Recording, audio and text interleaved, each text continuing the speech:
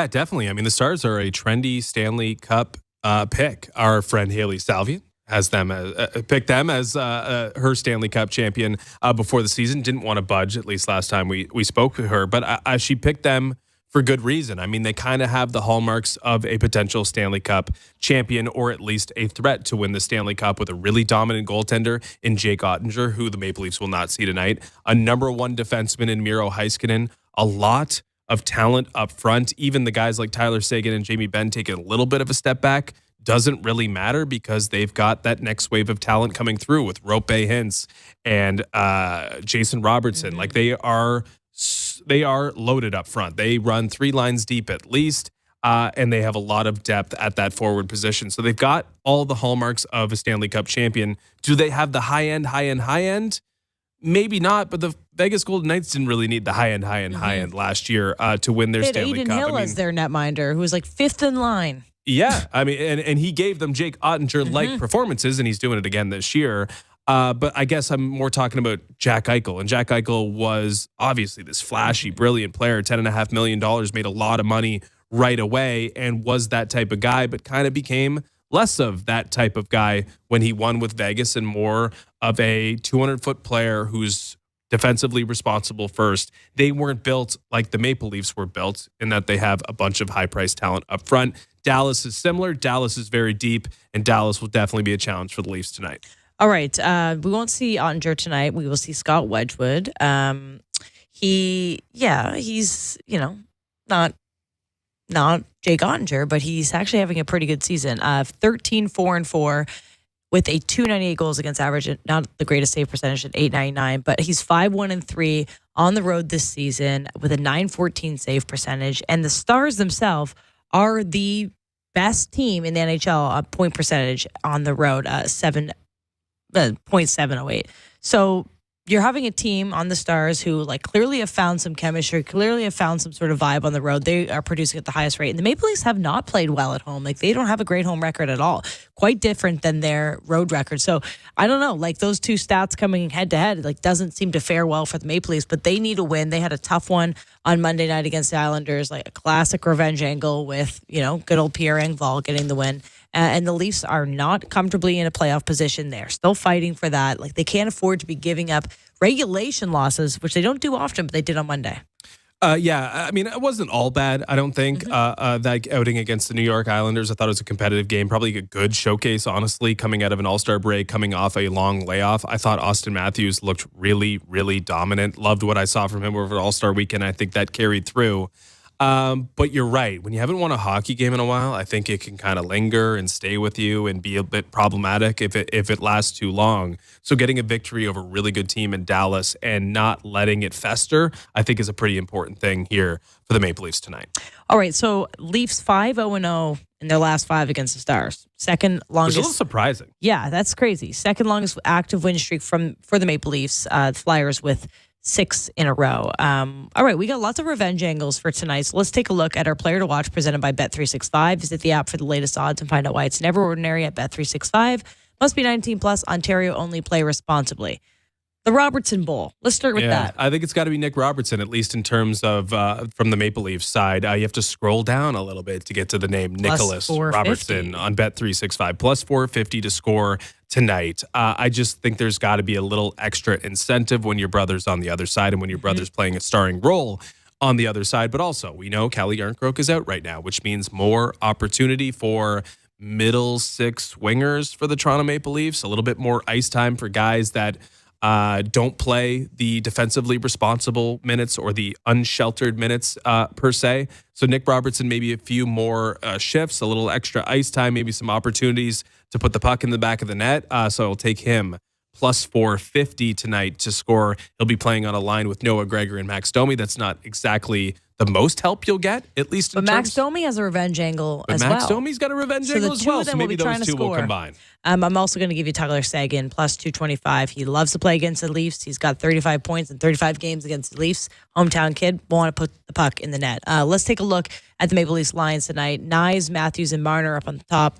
Bertuzzi, Tavares, Nylander, Gregor, Domi, Robertson, McMahon, Holmberg, and Reeves. Reeves has just slotted himself back in the lineup, He's back. Reebo's back. Riley and Brody, Benoit, and McCabe, and Giordano, and Liljegren, and of course, Samsonov takes the net once again.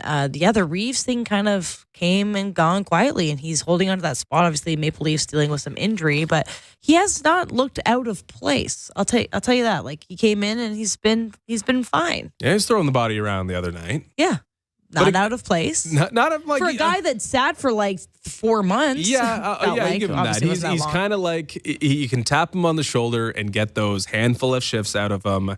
Is it going to be overly impactful? Is it like he's fighting someone every night? You know what? He's not minus 12, and that's kind of what the problem was. He had a goal scored against him every single time he was on the ice. The season did not start great for Ryan Reeves, and I think, like we talk about this, hey, you haven't won a hockey game, that can fester. It festered. I think for Ryan Reeves at the start of this year, maybe a little bit of an injury, not bug, but just like more opportunity because there's injuries will allow him to quietly feel better about his game and playing a little bit more and just being a Toronto Maple Leaf without all the intention on him, maybe not making sure that you have a soundbite every single day for the Toronto media will stress off Ryan Reeves because in addition to playing more, it seems he's been talking a little bit less. He's not planning as many outings on the road, maybe. Our producer, Armin, has a big-time Bertuzzi goal tonight. He needs it, though. He's been playing less minutes. He's been producing, obviously, very minimally. Hasn't scored in 15 games, has like one goal in 28. He is snake bitten.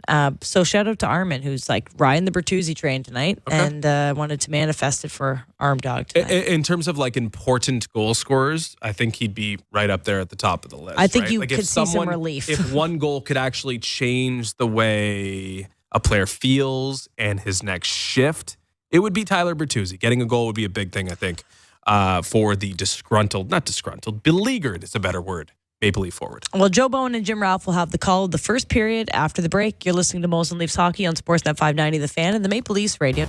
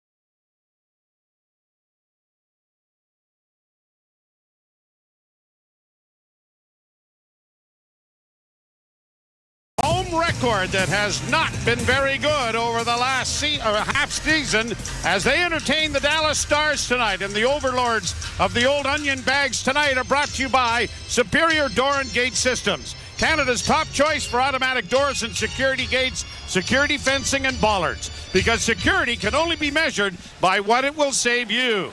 And it is Scott Wedgwood, the Ontario boy, in goal for the Dallas Stars, and Ilya Samsonov for the Maple Leafs as we are underway. The puck is down in the Toronto zone as Benoit taken to the boards, and a centering pass is intercepted by Nylander, and he'll skate it out, moving right to left on your radio dial to get it down into the Dallas zone. Round back of the net is Heiskanen getting it up on the wing, and the Stars break it out to the Leaf blue line, but back-checking diligently there was Nylander, and now a quick pass for Bertuzzi, and his shot was deflected wide of the net by Hakanpää. Down into the far side, Leafs dig the puck free, but the Stars are able to punch it out at center, and Jason Robertson trying to send it in has it go out of play, and a face-off coming in the center ice zone. Joe Bowen along with James Ralph Esquire. What does that mean anyway, Esquire? It's really important, and it means that you probably have a lot more money than you think you do. Huh. Well, I know I turned down the cover of the magazine. I just didn't know what you meant by it. Okay. That was a good magazine, too. Sorry, yeah, that was the Inquirer. I'm sorry. Oh, all right, fine. Brought to center and shot into the Toronto zone. Chipped by Brody. A centering pass goes high off a stick to the far boards, and now Marner is able to get it to Brody, who sends it up on the right wing, but it was too far for Marner to reach. The Stars have sent it right back into the zone.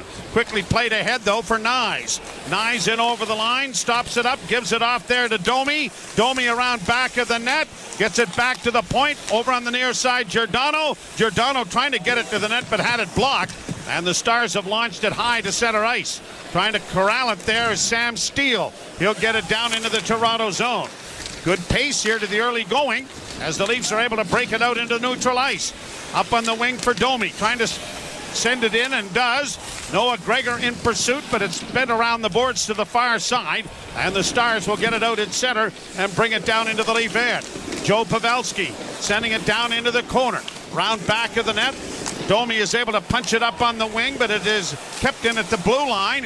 Heiskanen now with it, trying to find his defense partner, and does. Working in now with a backhand pass. That was stopped. The rebound in front of the goal, and a sprawling Samsonov got a leg in front of that. Played up on the wing and back to the point.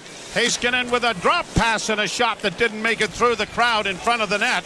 And Robertson is able to get it out into neutral ice to get a change started for Toronto. Heiskanen back in, a backhand attempt there by Faxa, deflected wide of the Toronto net. Faxa sending it around the boards, and Heiskanen is going to trap it at the near point to keep it alive. And then an errant pass is going to slide all the way down into the Dallas zone.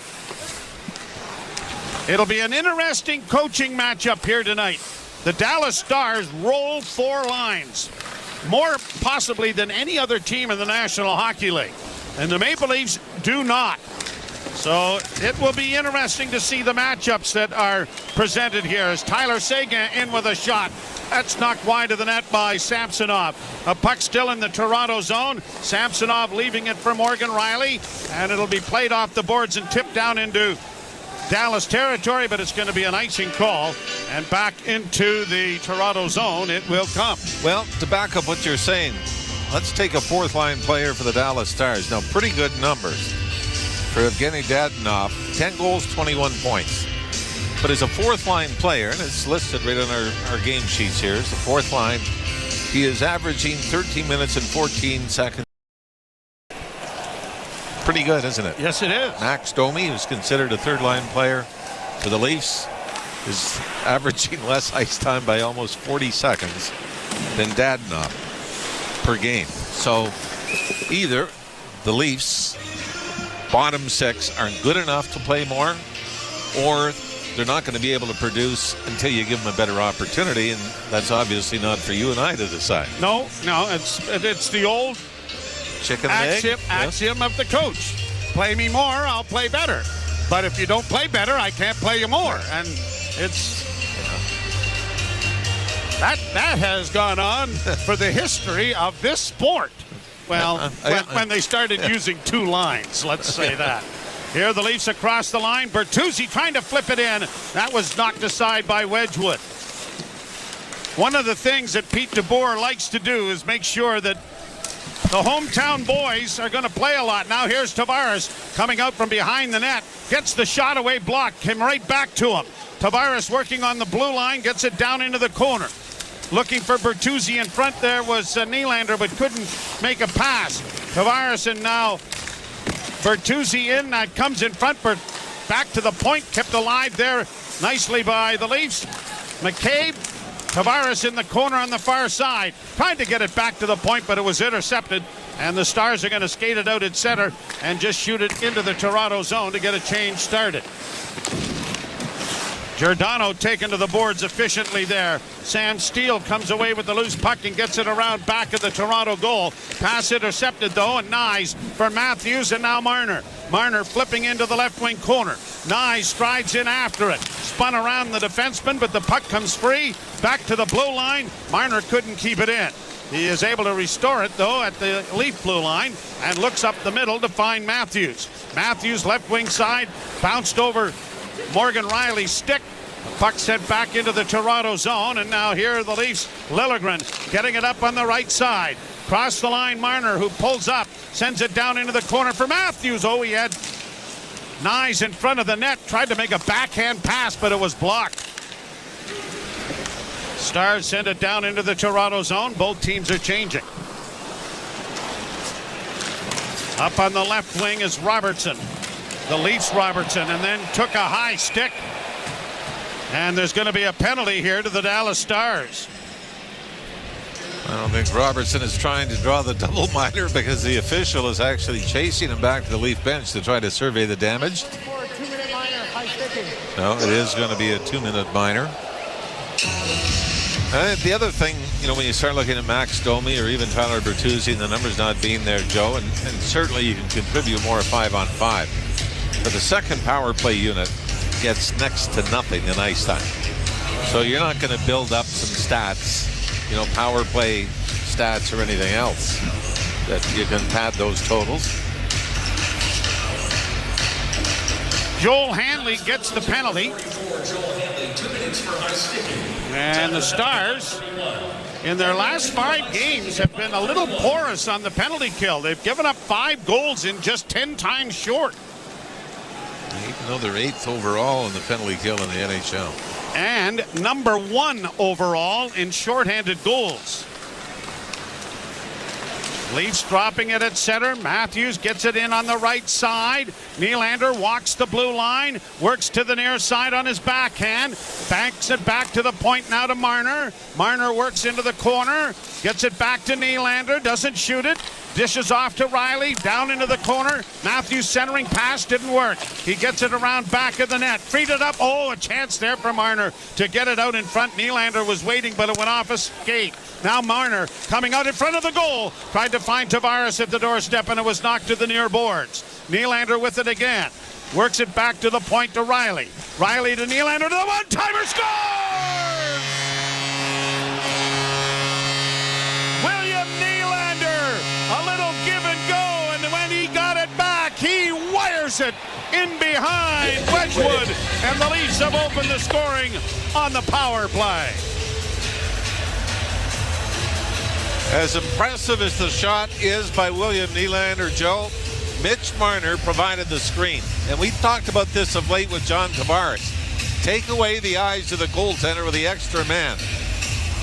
And as the puck is going back towards Nylander, Marner's in front and jumps. This might have even glanced in on a Dallas player before it got there, but I love the fact that you had Marner right in front of the goaltender instead of everybody being spread out around the box, which is the penalty kill mode that the Dallas Stars use. 7th power play goal of the season for William Nylander, second most on the team to the 10 from Austin Matthews.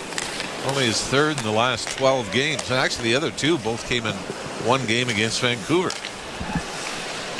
Leafs play it up at center. Domi trying to backhand it in, but it was knocked back in over the line. And against the boards, pushed out at center ice, but Gregor couldn't come up with it. Gregor trying to get to the bench for a change as the Leafs have it back in their own zone. Morgan Rielly will draw one assist, and the Maple Leafs have a 1-0 lead. Stars punch it out at center, but it is intercepted and played right back in again. Rink-wide pass comes to Robertson. His shot is deflecting and going up over the glass and out of play. That was Jason Robertson. It was interesting, the two Robertson boys, obviously Nicholas hasn't played a great deal, but when he has against his older brother, he's 3-0. And scored an overtime winner in the building against Dallas. I believe that was the first time they'd met. Exactly. So it is a 1-0 Toronto lead. Nylander's 24th. You're listening to Molson Leaf Hockey on Sportsnet 5.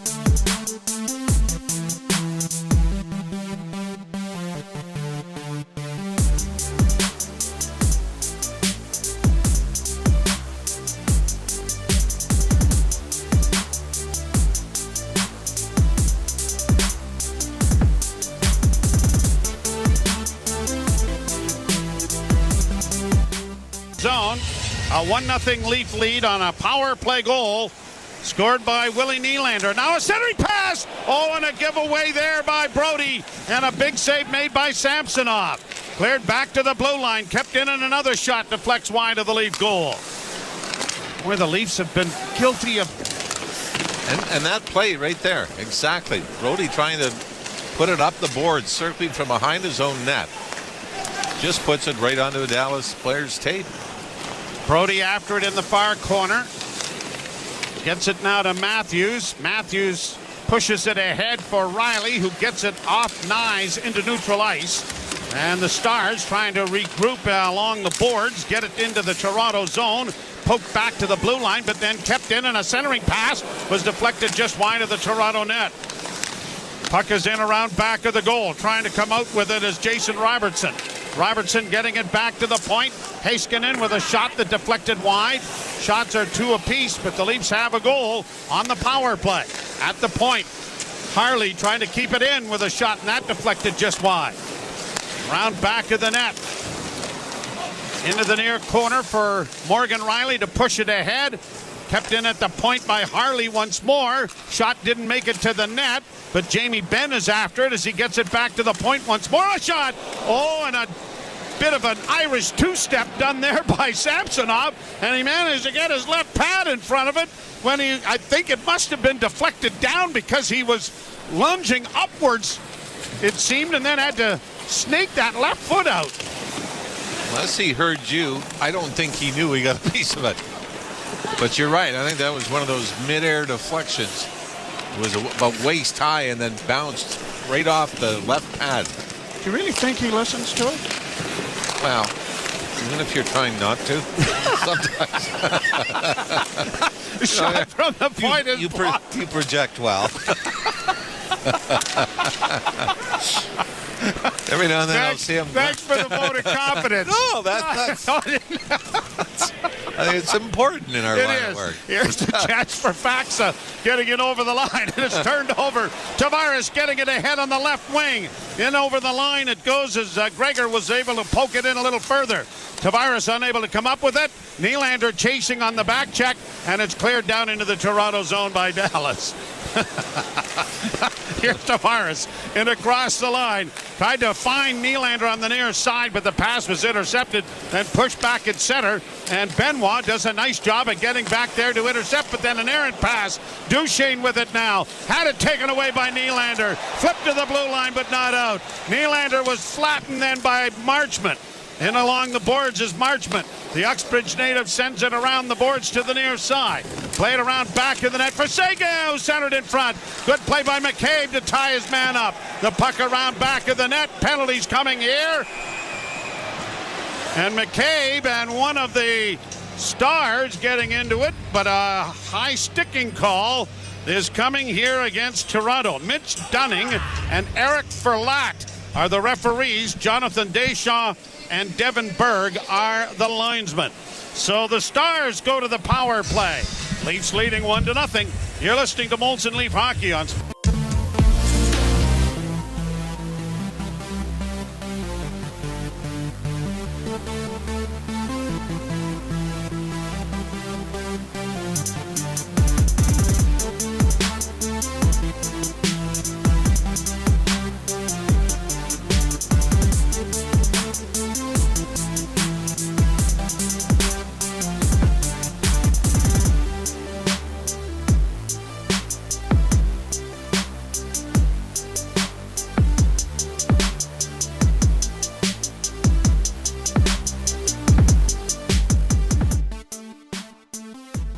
Hey everybody, what's up? It is Stan here. Welcome and thank you for joining us.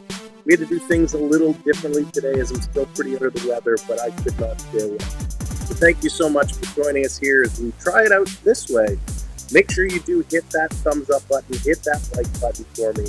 And of course, if you're not already subscribed, hit that subscribe button. So again, thanks so much. The game will be back momentarily. Smash that thumbs up. It helps us out. Thank you, everybody.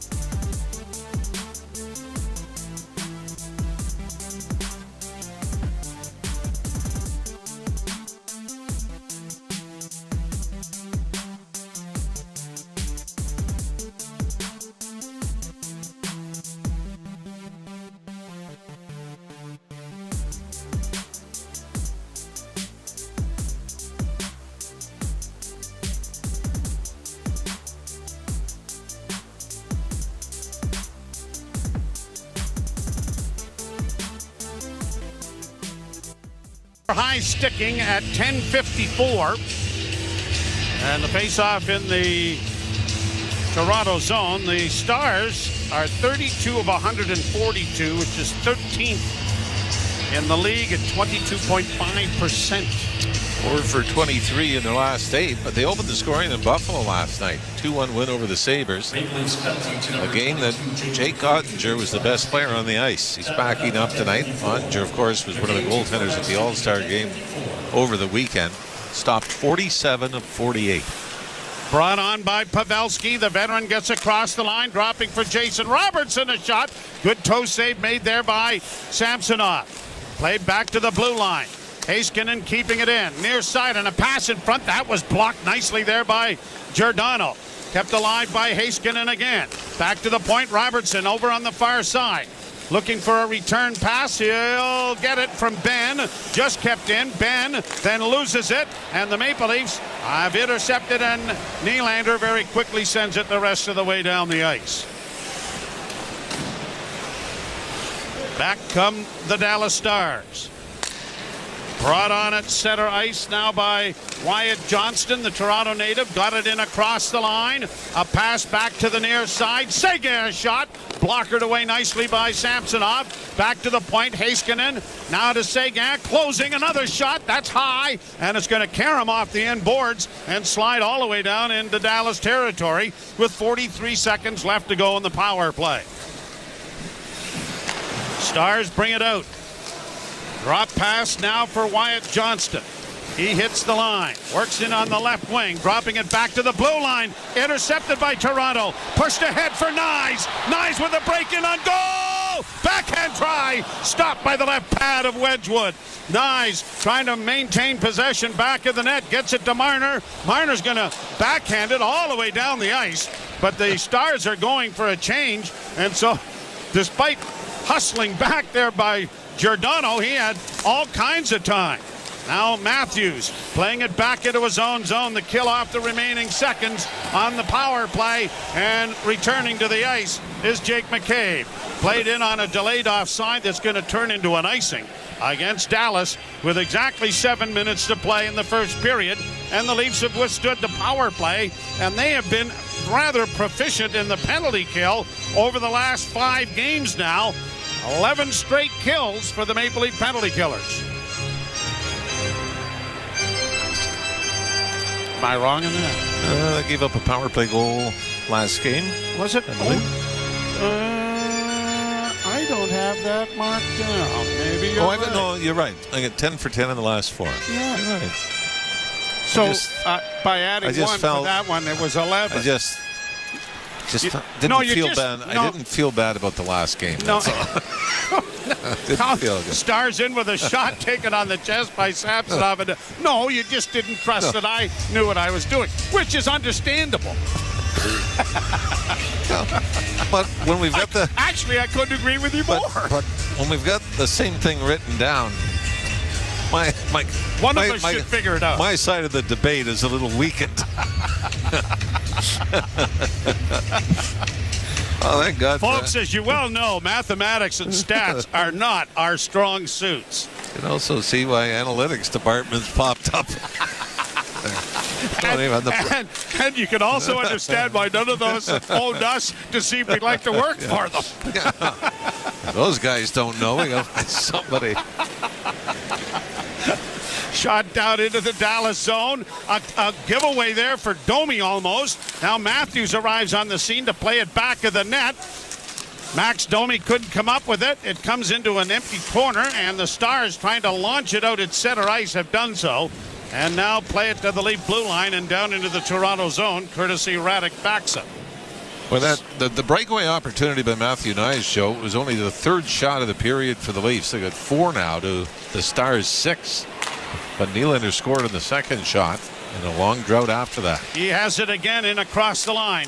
Tried to get a shot to the net, but it was deflected wide. Centering in front of the net. Centering and shot there by Riley was blocked before it reached the goal.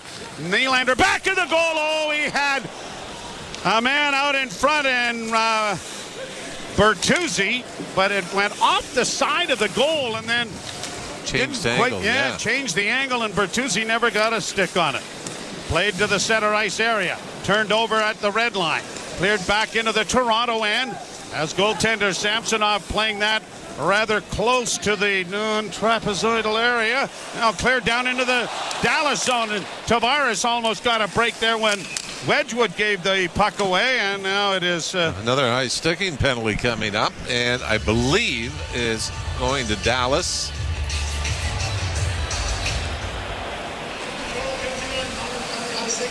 Yep. What do I know? It's Tyler Bertuzzi. Wow. So the Leafs will be a man short again. You're listening to Molson Leaf Hockey.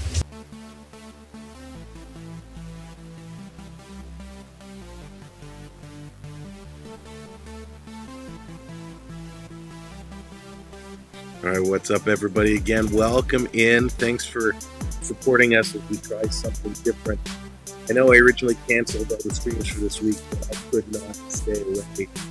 You guys are awesome, and I really appreciate your support. So we had to change things up a little bit, try things a little differently. I hope you're enjoying this version of our show.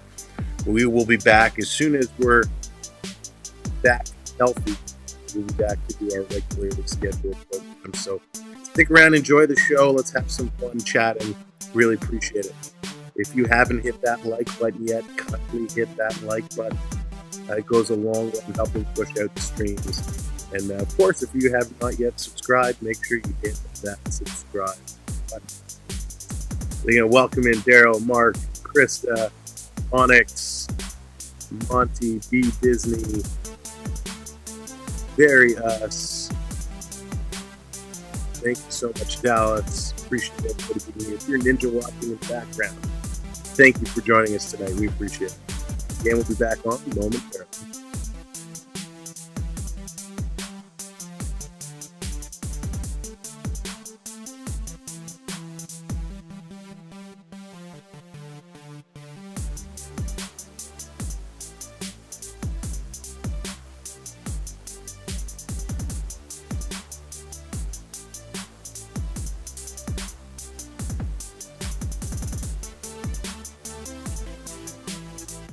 Bertuzzi for high sticking at 14:44 on a bit of a phantom call, I think is... I was still trying to get some kind of replay on it, but the play was in the corner to the left of Wedgwood when Tavares was going after it. Now we're not going to see it. But it was another 3 high sticking penalties, all 3 of them. The head snap has been the determining factor. Pass in front of the net, bounces to the goal line and in. Hintz was right at the side of the net, but it may be Jamie Benn who actually gets the tip on it that bounced the puck over the shoulder and into the net, and right off the hop on the power play, the Stars have tied the game. And you'd love, not that it matters at this point, you'd love to see a replay of penalty, something that happened well away from any kind of scoring chance. But the second power play for the Stars has this game tied at 1. 9th goal of the season for Ben, just his 2nd on the power play. What this does, this goes off the top of the left pad of Samsonov, loops up just inside the post, drops over the goal line. So we're tied at a goal. Bertuzzi hustling into the corner after it, had it knocked around on the boards. It sprang out in front of the net, but it's cleared to center ice. Nylander knocking the puck down, trying to gain possession, and now swings it up for Tavares. Tavares will chip it into the zone. Bertuzzi and Tavares after the puck, but both of them took kind of wide angles at it, and neither of them came away with it. Now the Stars get it down into the Toronto zone. McCabe tying up Marchment, and the Maple Leafs playing it off the glass to get it out at center. Mason Marchment is one that got away. Brian Marchment, of course, who passed away at the draft in Montreal a couple of years ago. But Mason was a farmhand for the Maple Leafs. And Brian came in for Mason's first game as Leaf, which was in this building. Yeah, here's a chance now for Holmberg in with a shot, and he sent it high and wide. Centering effort goes down into the corner. As it's played out into the center ice area. But Marchment came to Florida for Denny Malgin. And Malgin played very little for the Maple Leafs. Great puck possession stats. Yes. Yes, wasn't that was the be-all and end-all. His entries were outstanding. Heiskanen shot deflects wide of the goal. Marchment is a physical player like his dad. Not nearly as dirty as his dad. But a pretty good goal scorer now and a producer for the Dallas Stars. Heiskanen getting it out at center, had it turned over. Nyes looking to play ahead for Marner. Marner just slips it in and then peels to the bench. Leafs will change with 3:05 to play in the period, and we're tied at a goal. Both teams scoring with the man advantage. Here the Stars in across the line. A pass in front of the net. Oh, and all alone there was Evgeny Dadonov, but it seemed to bounce over his stick as he tried to make a forehand to backhand move right along the goal crease area. Leafs get it down into the Stars' end, but it's quickly banked back out. And breaking in on the right side is Dadonov. Dadonov in and scores!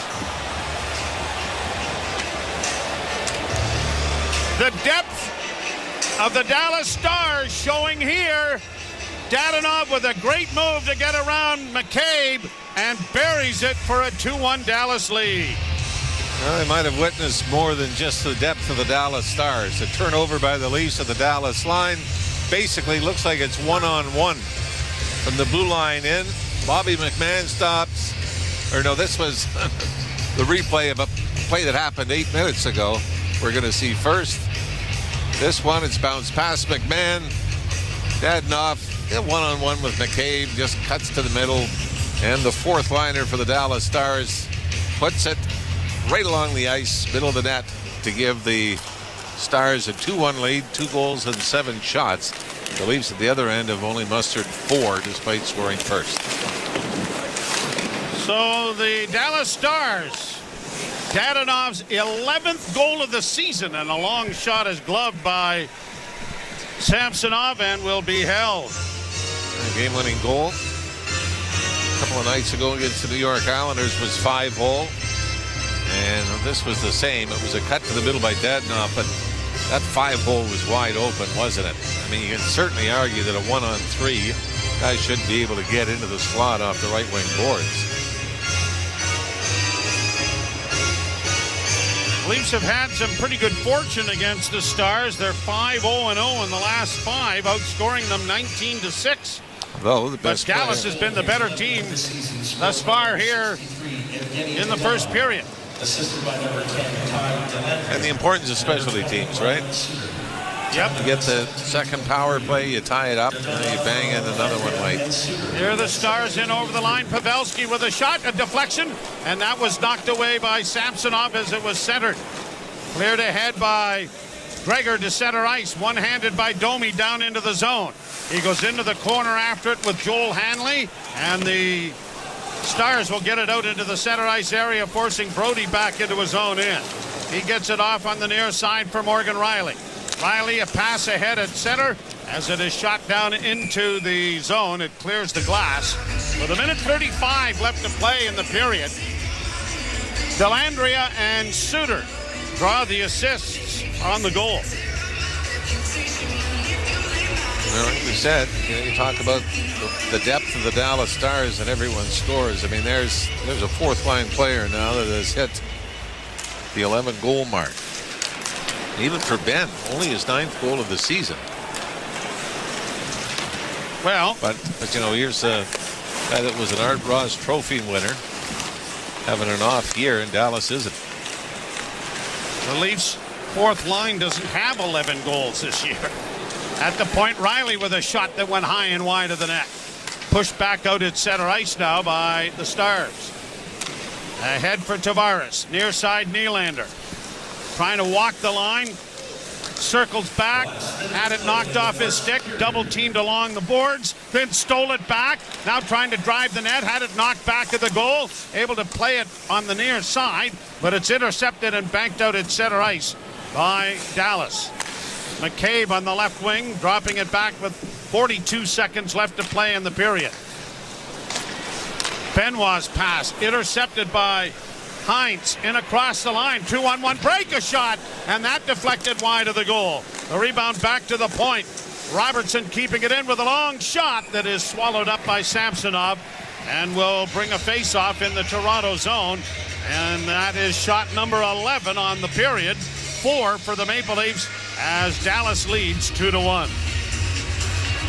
And I mean, let's face it, and Sheldon Keefe made a comment after giving up the goal by McLean coming out of the box after a Leaf power play, saying this is the NHL. That's Pee-wee hockey stuff. But Joe, we've seen how many giveaways, including this last one, unforced errors that have led to scoring chances for Dallas. I mean, it's incredible the regularity of the miscues that have cost the Leafs. Bouncing puck at the red line has Marner getting it back to the defense. Just 8 seconds left in the period, though. Liljegren trying to send it in, sends it down into the corner, and time is going to run out. So after opening the scoring on the power play, William Nylander with his 24th. Ben equalizes with a power play goal, his 9th. And Dadonov gives the Stars the lead with his 11th goal of the season. And the key to the first period, high sticking penalties. All three that were called in the period were high sticking penalties. 2 to the 3 result in goals, 1 each by the Leafs and the Dallas Stars. 11-4 the shots favoring the Dallas Stars, and we will step aside for Ailish Forfire and Justin Cuthbert.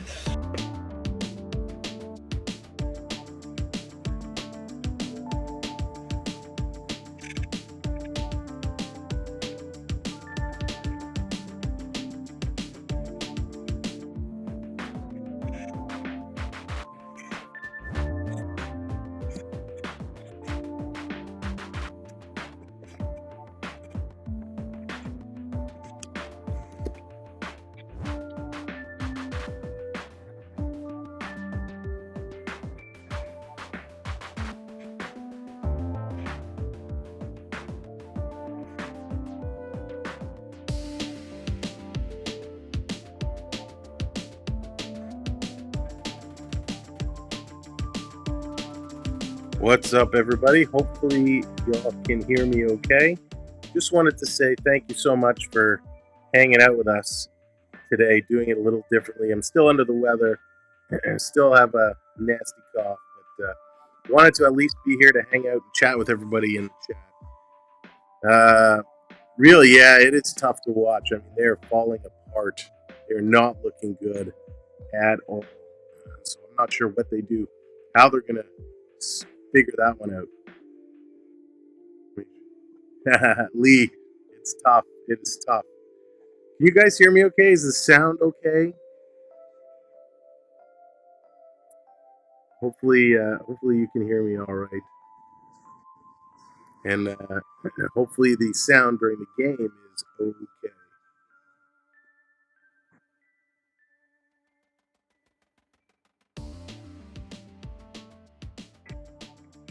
Awesome. Thank you for confirming, Gerard. Appreciate that. Colton, how's it going? Pick up some goals. They got to get going. Leafs lucky. Stars. Don't trust Samson. Samsonov not playing great. Hey, Liz. How's it going? Welcome in. This is a tough game. Real tough.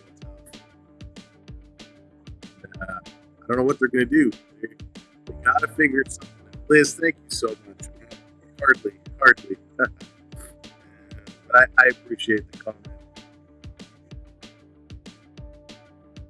Yeah, it's crackling. Okay, let me turn this down a little bit. So I can't hear what's coming out the other side. Onyx, that could just be me. Thank you, Gordon. I appreciate that so very much.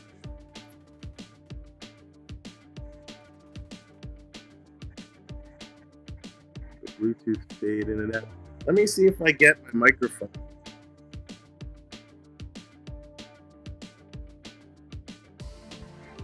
I wasn't planning on coming on and doing any talking since we have some time. I thought I would while I have some voice. I've got to move some stuff out of the way here. All right, let's try this.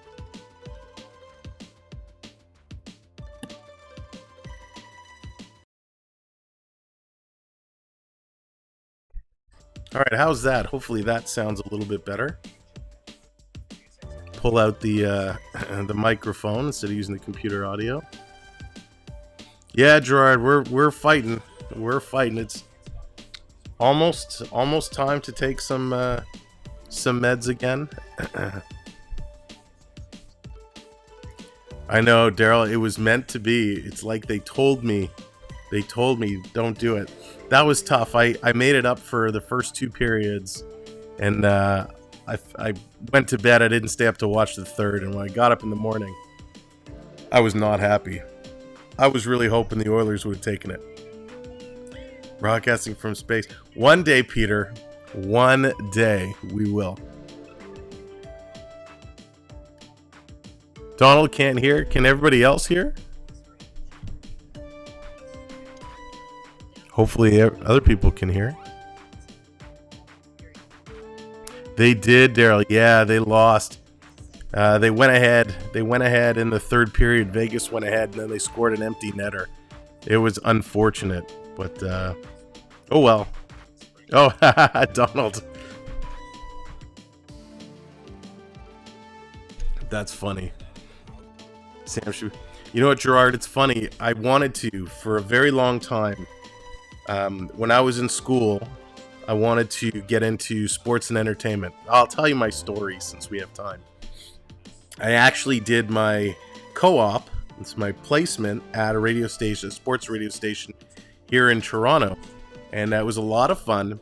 But the problem, if anybody wants to go into sports broadcasting, radio, all that stuff, you got to be ready to move to the middle of Nowheresville, work like the 2 a.m., overnight shift. And I couldn't do it. It wasn't for me. And it wasn't until a couple of years back. Hey, Nathan. A couple of years back, we were at the Hockey Hall of Fame. And if you haven't been to the Hockey Hall of Fame, you definitely should check it out. By the way, we're going to have a giveaway coming up for 2-for-1 pass to the Hockey Hall of Fame.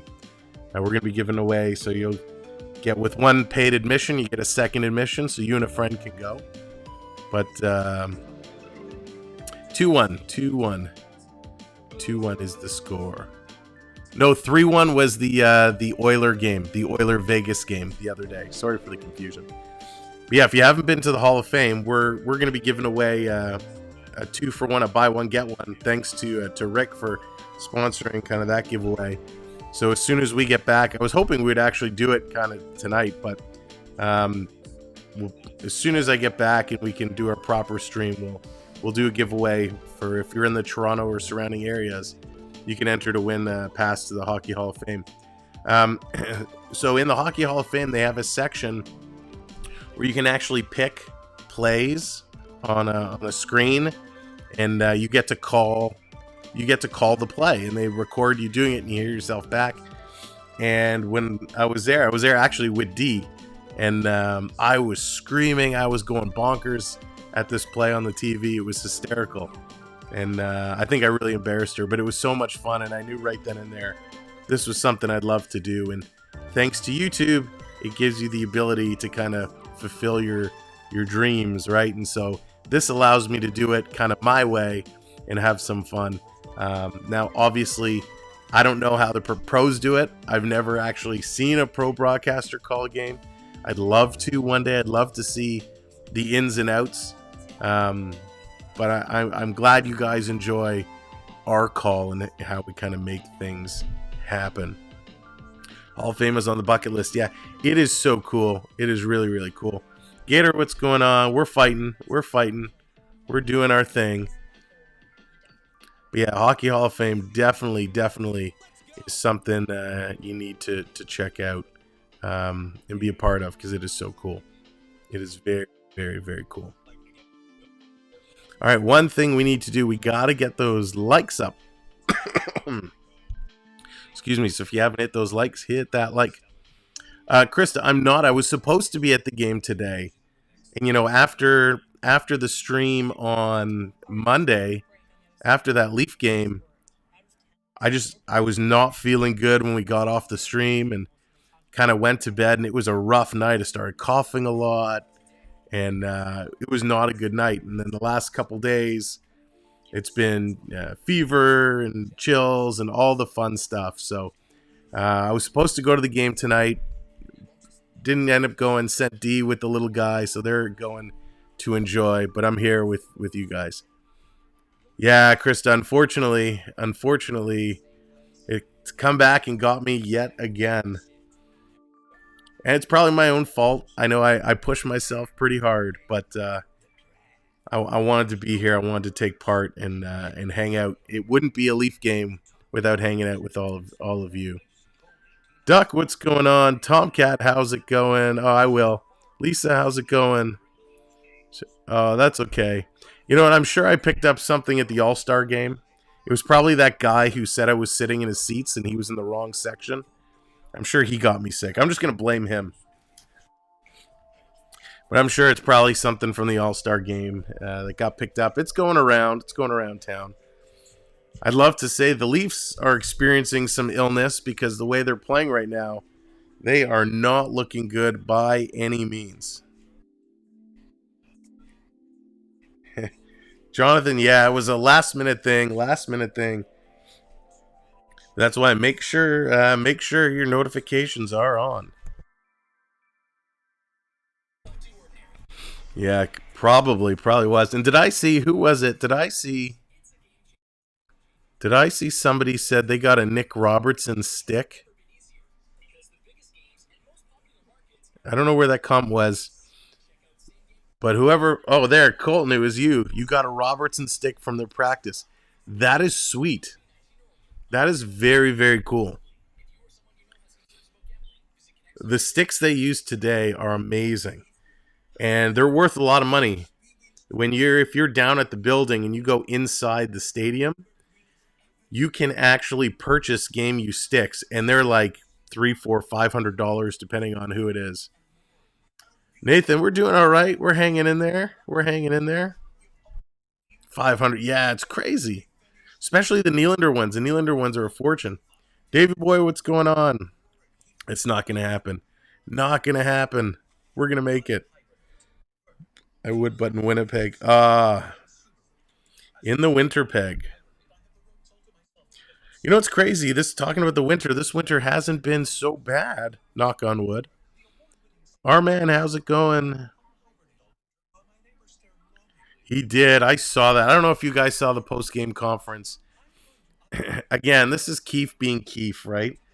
Like, of all the people he could pick on and single out, he singles out Liljegren. Now, I get it. It was a bonehead play. The guy comes out of the box. He gets behind him and he scores.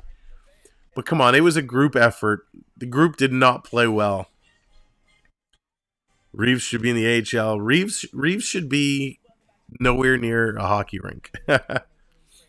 Don't think Reeves should be playing. And look at Bertuzzi. Bertuzzi's not good. And you have a signed puck. Sweet. I love signed pucks. I was on a signed puck phase for a little while. Right now, I like getting pucks from the special events.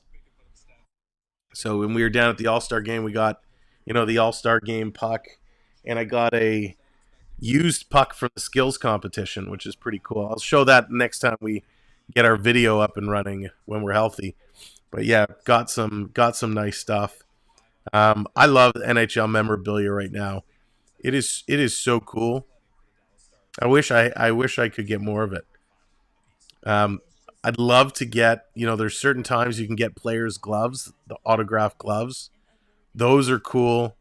I'd love to get a pair of gloves. I'd love to get a helmet, an autograph helmet, but that's not for a while. Just waste another year with this core. It's so hard when Matthews, has 40 goals already, and they're gonna blow it. Like, the rest of this team has to pick up. Lagesson, I don't know what Lagesson did. I mean, he's got to get going. Oh, and if you didn't hear, Brendan Dillon, who smoked Nola Chari the other day in Pittsburgh, Winnipeg. Dillon got 3-game suspension for the headshot. So that was pretty nasty. Andrew, what's going on? I'm okay. Yeah, Andrew, still pretty sick, but I wasn't going to stay away. I wasn't even going to turn on my mic today, but I figured for intermission, I come on and talk to y'all for a little bit. And remind you to hit that like button. 90 people here, 54 likes on the board. Hit those likes. Kevin, what's going on? Welcome in. It's only 2 a.m. Kevin, I was actually up at 2 a.m. last night. What was I watching? I don't even remember what movie I put on. Oh, Don't Mess with the Zohan. Don't Mess with the Zohan was my 2 o'clock movie last night. So funny. So awesome. Beverly, what's going on? Welcome in. Good to see they're giving out suspensions. Yeah, it'll be nice when they finally get them consistent. I'd like to see them get it consistent.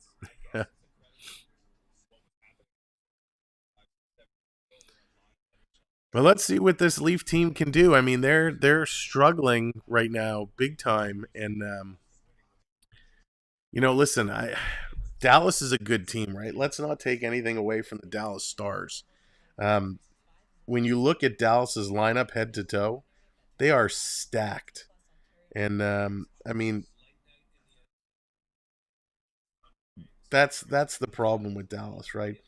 When you read some of these names, Dandanov, who I like, Jamie Benn, Pavelski, Jason Robertson, Vasquez, Sagan, Heinz, Steele, Marchment, I mean, Hiskinen, Duchesne. There's a lot of good players on that team. Dallas. That's right, Dallas. You're stacked. All right, second period is coming up very soon, and then we'll get back to the game.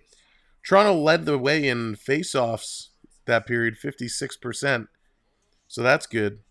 Toronto goes 1 for 1 on the power play. Dallas goes 1 for 2. 15 hits for Dallas, 11 for Toronto. Toronto needs to start hitting. We brought in some tough guys to hit, and they are definitely not hitting. So I'd like to see that happen. Dallas Stars are trying to keep their win streak alive. They got a little streaky streak going, so they are battling the Stars, battling to take it home. And so far, they are looking like the better team, which is not surprised. Hey, Charlie, how's it going? Welcome in again. Thanks for joining this version of the Samwelb B12 experience.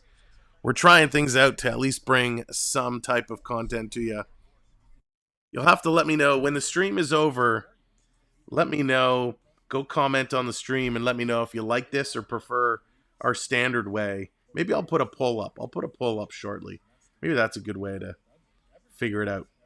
But all right, getting ready for the second period. Get a refill of your beverages. We'll be back momentarily.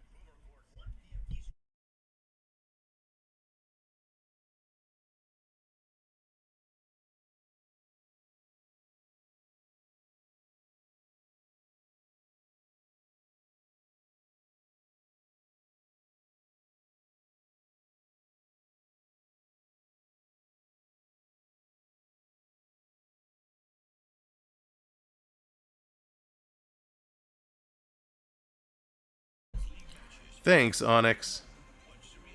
What's up, TJ?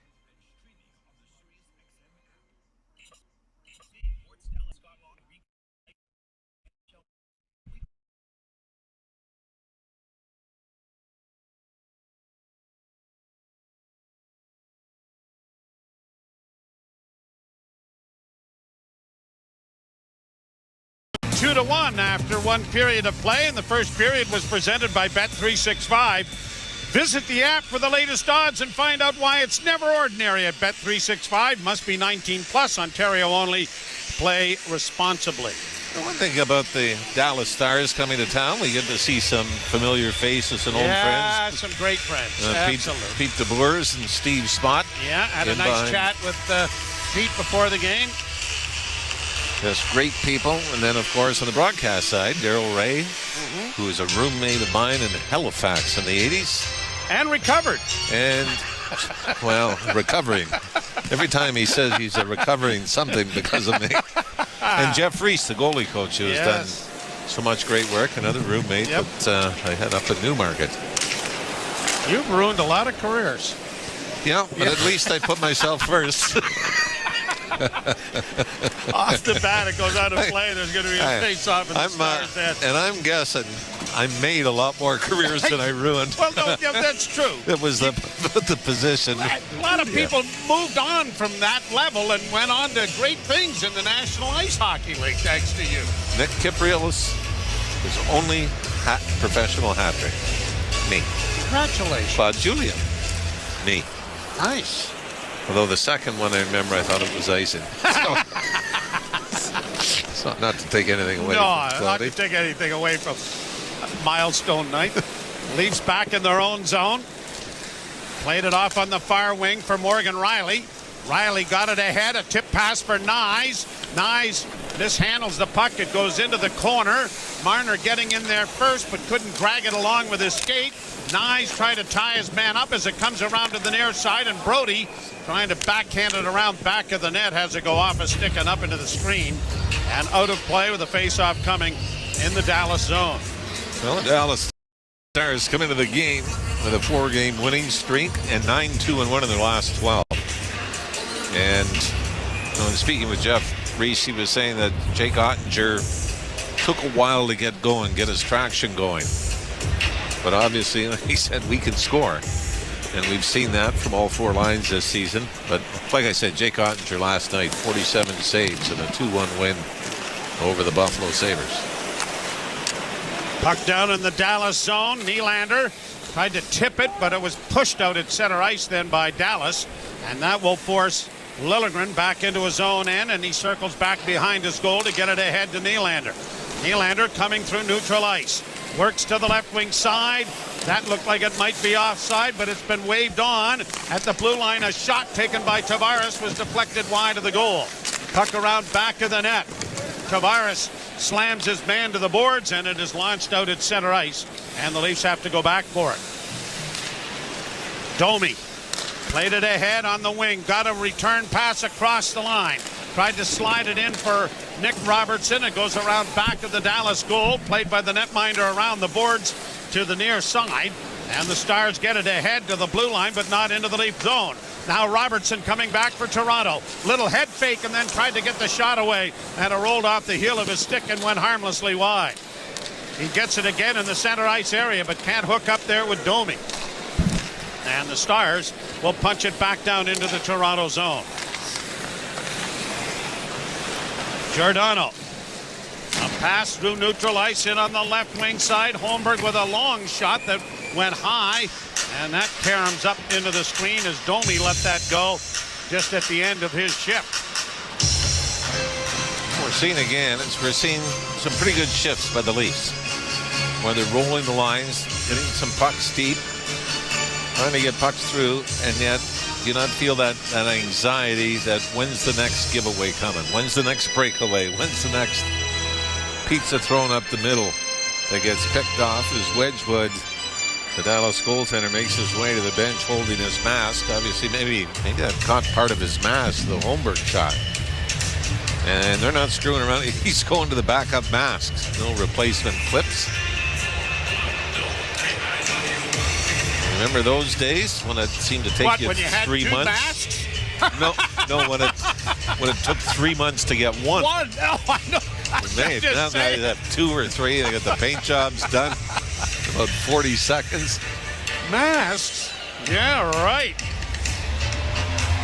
Draw to the right in the Dallas zone as Scott Wedgwood gets the mask on.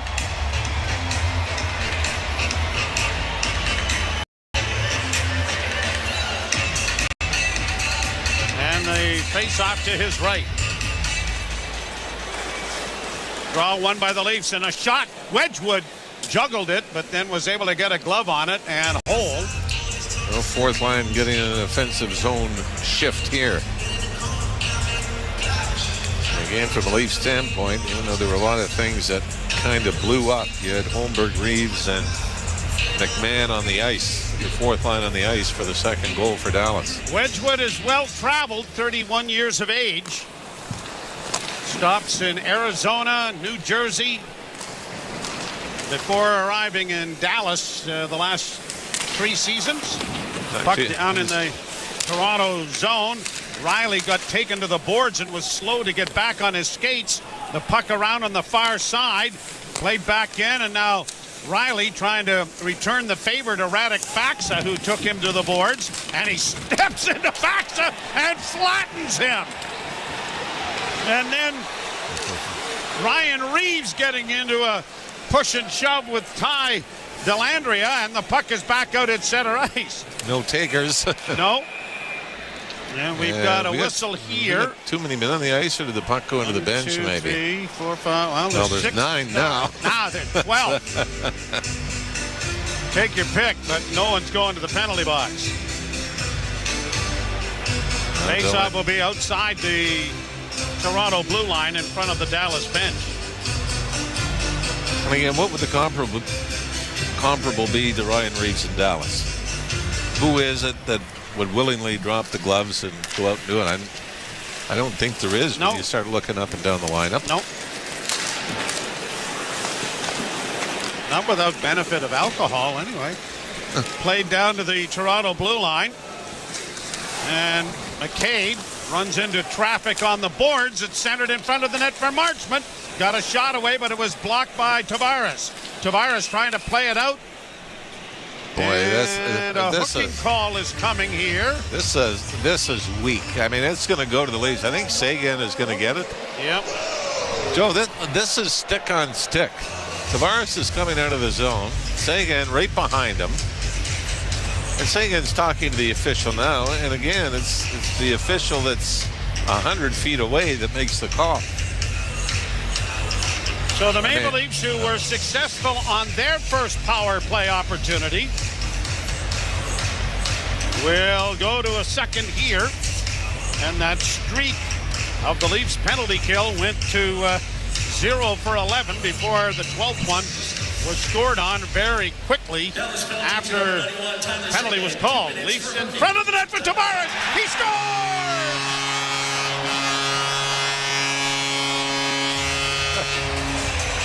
Almost as quickly as the Dallas goal.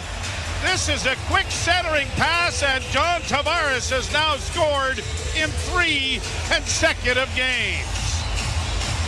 Maybe back-to-back goals too, Joe, where there were questionable calls for penalties, one to each side in the offensive zone, and that's when that leads to the face-off and the power play goals. This time Tavares benefited from the 50-50 call against Seguin and then finishes it off. Nice little saucer pass on the back end. Nylander on the left wing boards just saucers it into the high slot, and the one-timer by Tavares beats Wedgwood. And Tyler Seguin is not a happy camper coming out of the penalty box. Again, I mean, the stick blade briefly gets into the gloves of Tavares. But one of those calls you could probably make 60 times a night. But what you're saying is everything is even now because the Jamie Benn power play goal was also a bit of a questionable call. That's right? exactly what I said. Yeah. And both in the offensive zone. Yes. Yep. Tavares with his 15th, his 7th by way of the power play. And after having that drought, John Tavares has become one of the hottest hands the Leafs have offensively as he scores his 15th of the season, and the Maple Leafs are now 2 for 2 with the man advantage. Third straight game now that Tavares has scored. Played off the boards to center and knocked back in by Dallas. Played back in the net by Brody. Scooped high, and too high as it turns out. Into the screen it goes, and a face-off is going to come in the Toronto zone as a result. Scott Wedgwood, by the way, the goaltender for the Dallas Stars, played in New Jersey before Dallas, but you might remember he was in goal for Austin Matthews' record-breaking goal that moved Matthews ahead of Rick Vaive for most goals in a season for a Toronto Maple Leaf. Nylander's had 4 goals in 5 games against Wedgwood coming in career-wise, so that's now 5 and 6 with his first period goal. Brampton native, he played his junior hockey with the Plymouth Whalers. Draw one by the Stars. A shot goes wide. Another shot goes wide of Samsonov, who seemed to wave at it. Now it comes into the slot, and a shot that went wide of the net as well. And the Stars having some difficulties hitting the net area, and now the Leafs intercept, and now here's Robertson coming to center with a nice little flip pass in on the left wing, trying to get a return feed. It went off a stick as McCabe tried to return the favor, and it ends up going into the screen out of play. Well, we might as well come clean on this, Joey. We're looking at each other a lot during this game going, oh no. And even though, I mean, you can't say it's been anything terrible, the same as last game, but the 3-game stretch we saw from Ilya Samsonov before the All-Star break He looks a little more like the guy that was struggling before that. Does he not? Yes. No, not I quite don't. as centered or anchored. You hope he can battle through it. But you just get this. There's so many shots that he looks uncomfortable. Or just kind of guessing. Yep. And where when he was on, he looked like he had just simplified the game. Yep. Played out at center ice now by the Leafs. The Stars get it back into the corner. Benoit knocking it back of the net into the near boards. The puck comes free and it is pushed out at center ice. Robertson didn't see it. Stars have regrouped it, but then stealing it back. Too many men on the ice. The linesman is backed away from the Leaf bench. I think they've got another too many men on the ice penalty. And I think it's Bobby McMahon played the puck before Noah Gregor got off the ice. What are we up to now? Are we leading the league still? I think so. Is it? Maybe Armin. Is it? It's been a while. Now, in fairness, it has been a while. I'm going to have to go back on my books here to see. But the slump is over. Yeah. No, we got one. We got one. And it comes at 5:15. Was it this year, last year? They had a dozen. They took one when they had the power play. That is tough to do. Draw to the right in the Toronto zone. Too many men on the ice. I mean, and this is communication. First, somebody's got to tell Gregor the puck's there to play it, and Bobby McMahon has got to know. I mean, this is the second period, so your net is at the far end. It's not like you got to jump on to negate a scoring chance. Down into the corner, the Stars get it back to the point. Heiskanen to the left wing side. Ben closes with a shot and a pad save made there by Samsonov. Back to the point. Heiskanen again shooting in traffic. Knocked down and then smothered by Samsonov, who looked very confident there in taking it off the chest and getting a glove on top of it. I thought a little bit of a screen as well. Rupe Hintz cruising in front of the Leaf goaltender. But I mean, looks comfortable, but what we're talking about is he stopped a wrist shot from the blue line.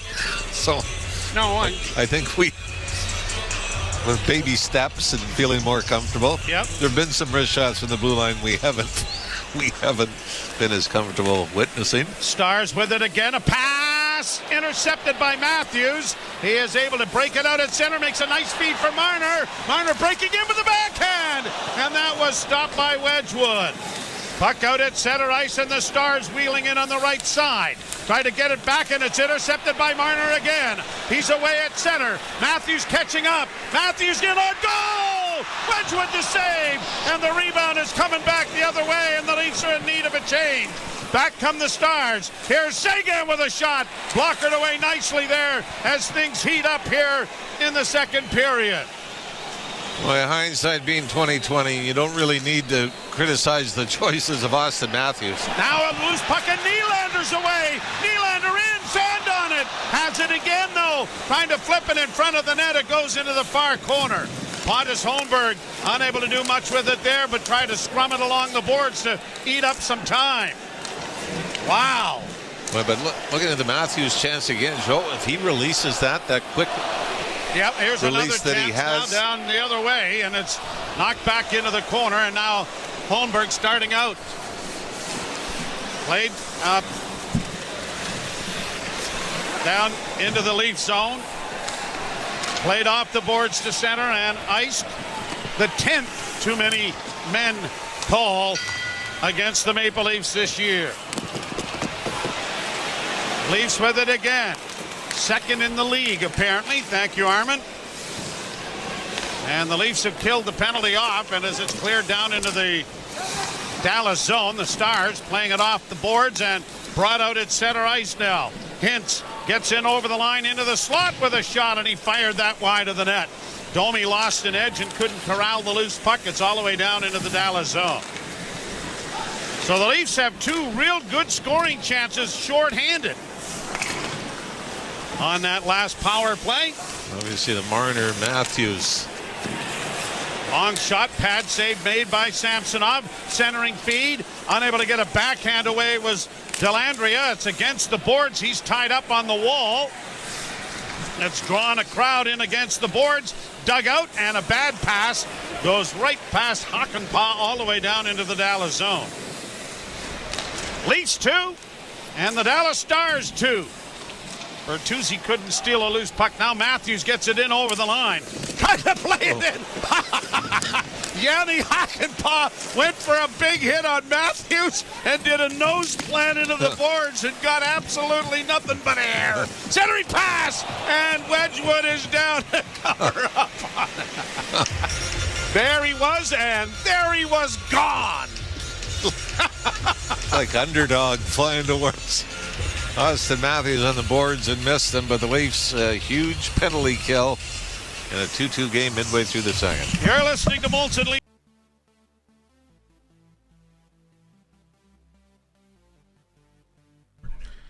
Wow, what a period. Leafs with a couple chances shorthanded. That was pretty awesome. If you're just coming in, you're just joining us, make sure you are smacking that like button. We'd appreciate it so much. It really, really helps us out. So if you're just coming in, of course, hit that like button for me.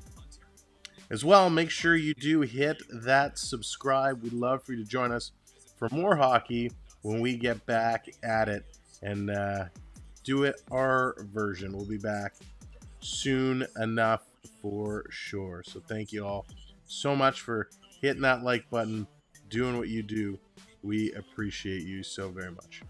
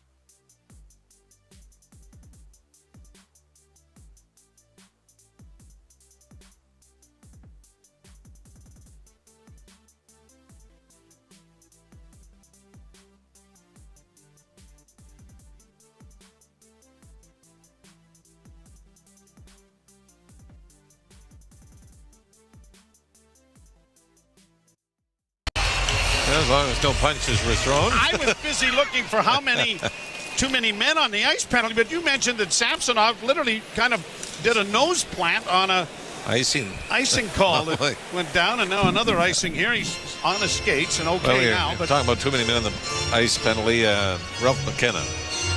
Gentleman sent me a note saying the Bruins last night took too many men on the ice penalty with a power play against Calgary. I went from the Dallas game to watching the Edmonton Oilers. Talk about shorthanded. Marner and Matthews. How about Draisaitl and McDavid on a 2-on-0 shorthanded break? That was the first goal of the game. But Vegas was able to snap the Oilers' winning streak. Come back and win it. Wow, played down into the Leaf zone. Icing waved off there with Liljegren. Looked like he was in position. How the Stars with it, though. Back to the point. Knocked off a stick. Nyes is not going to be able to take advantage of it, though. Comes all the way back into Dallas territory. Pass out at center. Knocked away off the skate of Marner. Bank to the left wing side. Nyes almost stole it there. Now works back of the net. Can't come up with it. Marner cutting off a pass on the wing. Tried to center for Matthews, but Ben was there to intercept. Lead pass out at center. Ben carries to the line and in. Along with Sam Steele. Sent it into the corner. And the Stars are getting a change going. McCabe misses a man with a hip check, and then a long shot is gloved by Samsonov. And he'll bring a face-off in the Toronto zone. 21 seconds away from the midpoint of this hockey game, and we are tied 2-2, and the power plays have been the big force. The Leafs have scored twice with theirs. The Dallas Stars have scored once with theirs. But the Leafs are owed one. Although technically too many men on the ice penalty. I think that goes in a parentheses. All right. Shot there. Blocked there nicely by Samsonov. Puck comes up from Morgan Riley. Flipped it ahead. Bertuzzi to Tavares. Launched into the far corner. Around the boards it'll go. Bertuzzi got there. Nylander trying to come away with it. Looked like Bertuzzi was lifted off his skates. And now Morgan Riley skating back there to take it away from Seguin. Now, Seguin may have been at the end of the shift, but the speed of Morgan Riley was very much on display. Leafs back in over the line. Tavares can't get a shot. Now when he centers, it goes back of the net. Grabbed off there by Bertuzzi. Back to the point it goes. McCabe quickly to the far side. A long shot by Benoit. Nobody in front of the net, though, as the Leafs were in the midst of a change with Tavares at the bench. I'm sure Simon Benoit was saying, hey, I scored from 100 feet further out last time. Yes. It's Winnipeg. Yes. There was a bit of a... No goalie there, but still. Yes. It's my range. That's right. At any rate, we're tied at 2s. You're listening to Molson Leaf Hockey on Sportsnet 590, The Fan, and the Maple Leafs Radio Network. Super Bowl week is here, and nobody...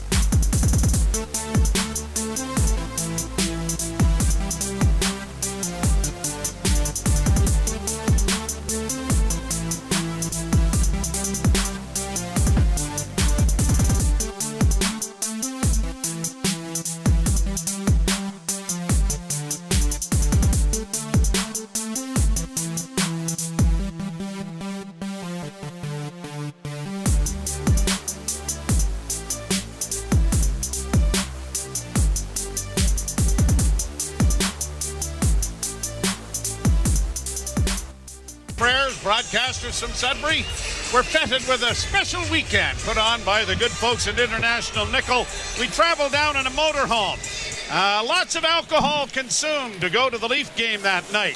And it was a special trip because the Leafs were playing Boston and then playing in the afternoon on Sunday as the puck is in the Dallas zone. Little did I know until the next morning, because of a bit of an alcoholic haze, that Darryl Sittler had 10 points in the hockey game that night. I think you found out last October. Across the line, a long shot is steered wide of the net by Wedgwood. But what's amazing, when you talk to people, the players didn't even know. They weren't even aware of it. No. You would have thought somebody would have checked Twitter or X during the intermission. There wasn't any of that, Mr. Ralph. How did we live? No. Here the Stars in with a shot. Good save made by Samsonov. Puck along the boards. Wyatt Johnston trying to center. Has it poked off his stick. And Domi is going to just flip it off a Dallas player to get it out at center. Miro Heiskanen in across the line. Backhand try. Swallowed up by Samsonov off the stick of Ty Dellandrea, and he'll hold. One of the funnier parts of that, one of the guys on the trip was sitting, we were scattered all over the gardens, and he's sitting in the goal seats. And when Darryl scored the hat trick, he threw his hat on the ice, obviously. But then when it got to 9 points, he didn't have anything to throw. He pulled the goal seat out of its mooring and was about to throw it over the glass when he was apprehended by Garden staff and exited from the building. So he didn't get to see the 10 points either. Well, if he would have thrown the seat, he wouldn't have seen the rest of the city. is brought in now by Holmberg. Trying to drive in, and he looked like he was hooked there, and there's going to be a penalty. Shot from the point, wired wide. Whoa, Wedgwood was flailing around in front of the goal there as well. Now Reeves trying to get it in front, and the Leafs' fourth line is going to be proactive here in bringing about a power play for Toronto, who are 2 for 2 with the man advantage. I think Eric Furlat has made just about all the calls too, hasn't he, Joe? Calls in this end have been made from center, and then he's made some calls in this one in the Dallas end. This is Holmberg just moving in. This is probably a bigger infraction by Heiskanen than we saw from Seguin a little earlier. I mean, this was right into the hands and it took away a scoring chance. 11:55, the time of the infraction.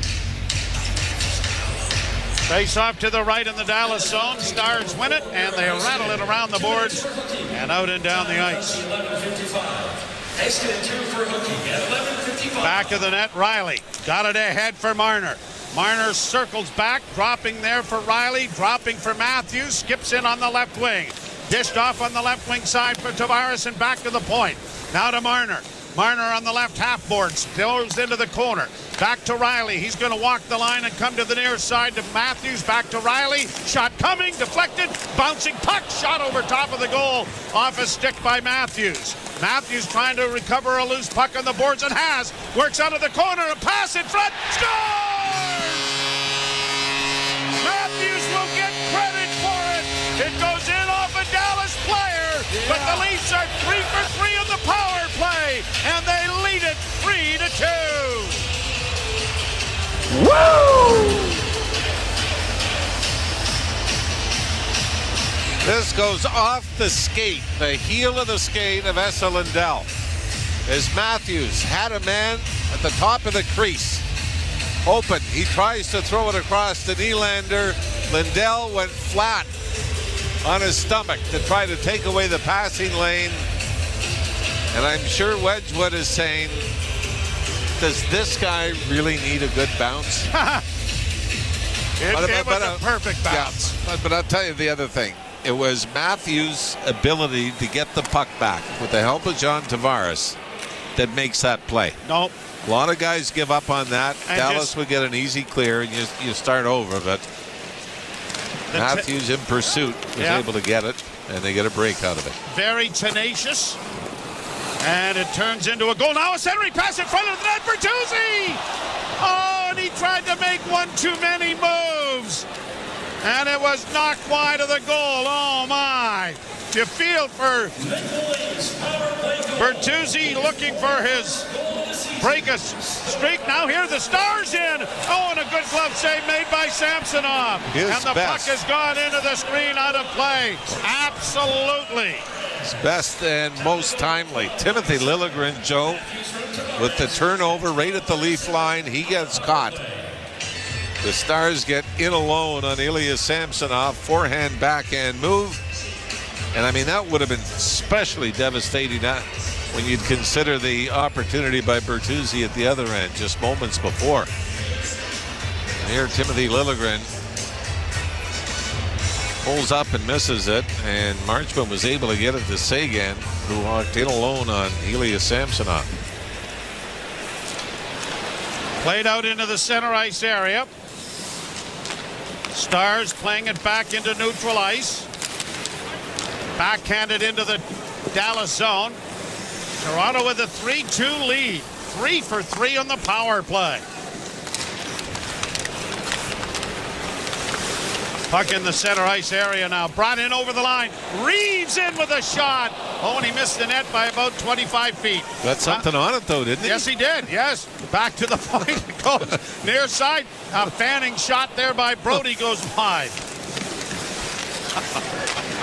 Centered in front. Oh, again. Here's Reeves once more. Then McCann can't get a shot away. Leafs keep it in at the blue line. Leafs to the far side. Morgan Riley with a shot, and with Reeves on the doorstep, it is held by Scott Wedgwood. And the Leafs' fourth line doing a pretty decent job here. And being acknowledged for it from the crowd here at Scotiabank Arena. Leafs have scored 3 goals and only one assist on all three of them. This time it's Matthews with his 41st from Tavares, the 11th on the power play. You're listening to Molson.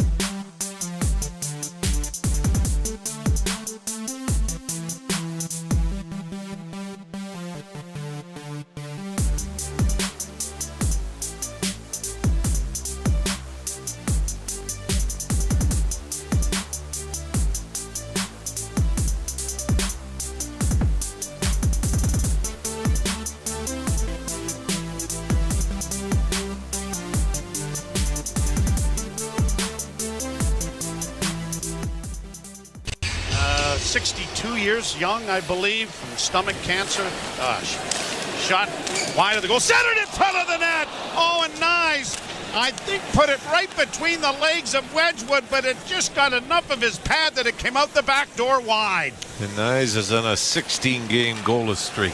Centering pass down in the Leaf zone, comes back to the point. Long shot goes wide of the Toronto goal. Near side, cleared into the corner by Brody. The Stars after it. Matthews has got his man pinned to the boards. Brody couldn't come up with it. It comes back to the point, and unable to keep it in there was Yanni Hakanpää, who has recovered from doing his nose plant on the far boards when he missed Matthews going by him. Puck around into the Toronto zone. Up on the right side now for Marner. Marner to the line. Backhands down into the corner. He'll go in to do some forechecking. Got a piece of a pass. Knocked down then by Tavares. Played into the far corner for Nylander. Nylander working it back off a skate. It goes down into the corner, and Tavares is in pursuit as it goes around the boards and is rattled around the wall. Partially blocked there by McCabe, but the Stars get it to center. Leafs are going to send it right back in again. They lead it 3-2, the Torontonians do, with 4:27 to play in the second. Your favorite referee just got knocked down in the corner. Well, he is now after that last power play goal by the Leafs. There's Robertson for the Stars, bouncing it down into the Toronto end. Benoit takes his man against the boards. The puck comes back to the point, kept in by Heiskanen to the near side, a shot. That was knocked down by Samsonov, and the Maple Leafs, Bertuzzi getting it elevated through center ice. Nylander was hoping to maybe tap that by the defenseman, but Heiskanen was there to take it to safety. Leafs are changing. Out come the Stars to center. Brought in by Dadonov. Left wing side taken wide and efficiently rubbed out there by Liljegren. Puck back to the point, but Heiskanen keeping it in with a shot. Pad save made by Samsonov. Puck back to the point again. Another drive whistled high and wide by Jamie Benn. Kept alive on the far point by Heiskanen. To Benn again, a shot. That was deflected just wide. Dadonov getting it back to the point. Good pressure here from the Stars, but the Leafs, Domi cuts off a pass and is able to get the puck to center ice and down into Dallas territory. Leafs 3, Dallas 2, second period. As it comes to center on the left wing now for Duchesne. His shot is going off his stick and finding the screen and out of play. The Leafs are in Ottawa on Saturday night. We'll have that action for you beginning at 7 o'clock Hope that you will join us for the Battle of Ontario. Well, Senators have been better, and it doesn't really matter. When the Leafs play the Senators, No. it doesn't matter the standings, the streaks, or anything else. By the way, Jason Robertson, who comes into the season back-to-back 40-goal seasons, those numbers are a little off. Still leads the Stars in scoring, 50 points, but only 17 goals. And he is the 5th highest-paid player on the Dallas Stars. Isn't that right something? now. Brought on now by Matt Duchesne. Duchesne into the corner. Penalty coming to Toronto. Oh, it's the other referee wanted to get involved. So Mitch Dunning has made this call. And the Leafs are going to be a man short. Just stay off it. It's a holding penalty. One thing that happens when a player doesn't like a call, first thing he does is get into the penalty box is stares up at the screen. But the problem with Holmberg on this, though, Joe, as soon as you reach around with your free hand and grab onto the shoulder, the arm of the opposing player, you've got to do it. I don't think Sheldon Keefe likes this, but I think this is a legitimate call. Draw to the right in the Toronto zone. I also know it doesn't matter what I think. The Leafs are shorthanded. Whether you like it or not. You just figured that out? Well, I think up until recently I always thought more of myself. But now I'm starting to settle in. Oh, good. Leafs have iced the puck. The Stars bring it back in over the line. Down into the corner it goes for Jason Robertson.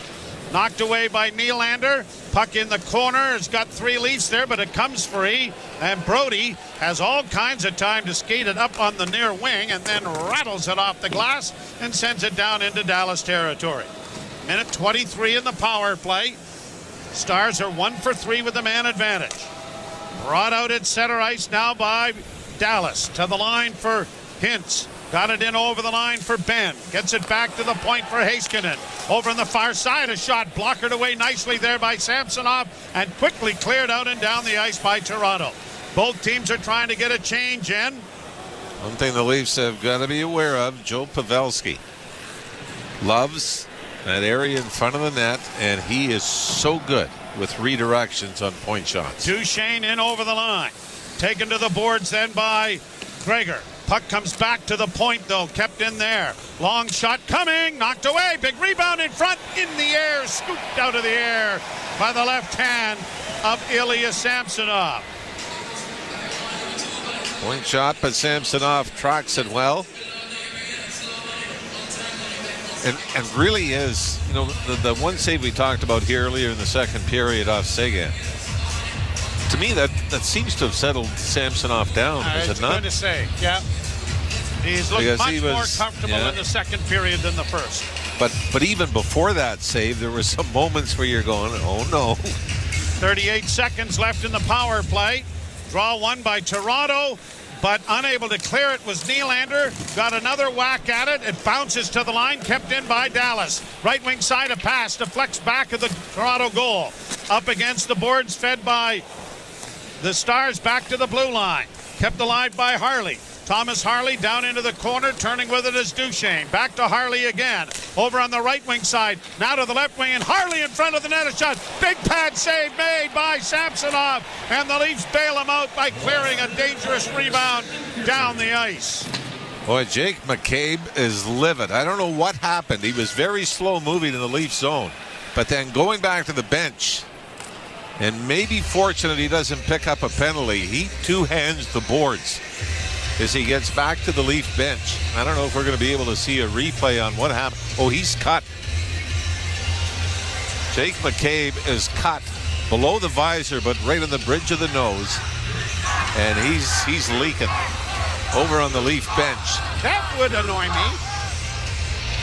Well, now, I mean, how come there's no... Oh, wow. Boy, and then the puck was nowhere near him, was it? No, and he got leveled. Wow. Lindell trying to get it across the line. Leafs intercept. Play it back to Morgan Riley. Riley to Liljegren. 35 seconds left in the period. A pass off a stick into the zone. Matthews trying to steer it away from Heiskanen. Had to go around back of the net. Boy, McCabe is he's up on the bench, still giving it to the officials, and seeing the replay, you understand why. I mean, it was interference, maybe a head shot. Well, I guess it was a head yes, shot. Yes, it certainly was. Here's Riley with the last second attempt to get it into the zone. Cleared back into the neutral zone. Stolen by Bertuzzi. Couldn't get it in front. And time's going to run out. And Bertuzzi in a Radek-Faksa slashing at one another as the period ends. Bertuzzi ushered to the doorway for the Maple Leafs. And we'll see if any additional penalties are called here. Jake McCabe's going right to the referee. And I think he's going to the wrong one. Yeah, I think he was mixed up which one, but trying to show the evidence of the late hit. But this had to be. I mean, it was a huge hit. And it would have been, to me, clean had the puck been within 20 feet of him. But we saw the one low angle from the corner to the right of Ilya Samsonov, and I think that's why Sheldon Keefe He was continued. still at it, yep. And if I could read lips, I'm Oh, going no, to I say, can't. Well, never mind. for some reason he's mentioning Radek-Faksa, who's the A lot. Dallas player, yeah. Maybe, I don't know if he was the one that did it, but it looked like he that. said it repeatedly. Yes. At any rate, a couple of goals from the Maple Leafs on the power play. Erase a 2-1 Dallas first period lead. Tavares and Matthews with the goals. The Leafs with a 3-2 advantage. You're listening to Molson.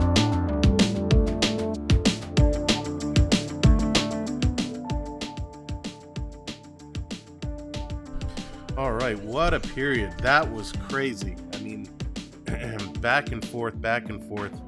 The scoreboard here will update momentarily. It usually needs a little kick in the pants to refresh. There we go. But that was a better period. The Leafs 3 power play goals. Special teams definitely picking it up. Excuse me. Curtis, what's going on? Tough sitting on the bench. Very tough. Very tough. I actually got to get a Ricola here. I want to make it through this intermission. But yeah, Jordan, saw your note. Salaries today in baseball, in football, and basketball are crazy. I think salaries are so far out of whack, it's not even funny. And there's no way they can do anything to kind of bring it back. I don't hate the hockey salaries.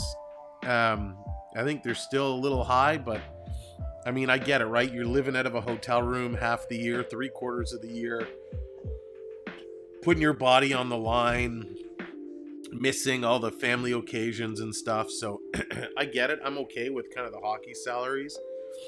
But, you know, some of these salaries where you're seeing 20 million, 40, 50 million a season, like, it's crazy. Absolutely crazy. But again, not that they're going to find a way of bringing it back. But a good game. Some big players getting their points back on the board. Happy to see Nylander score in the first period. Happy to see Tavares get his 3rd in 3 games. I mean, that's huge for Tavares. I was concerned that JT might not hit 20 goals this year. He's now got 15. Matthews picking up 1, his 41st.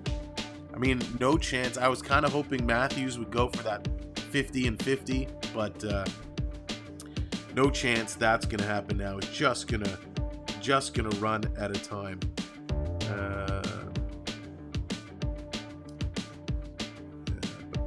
So that's.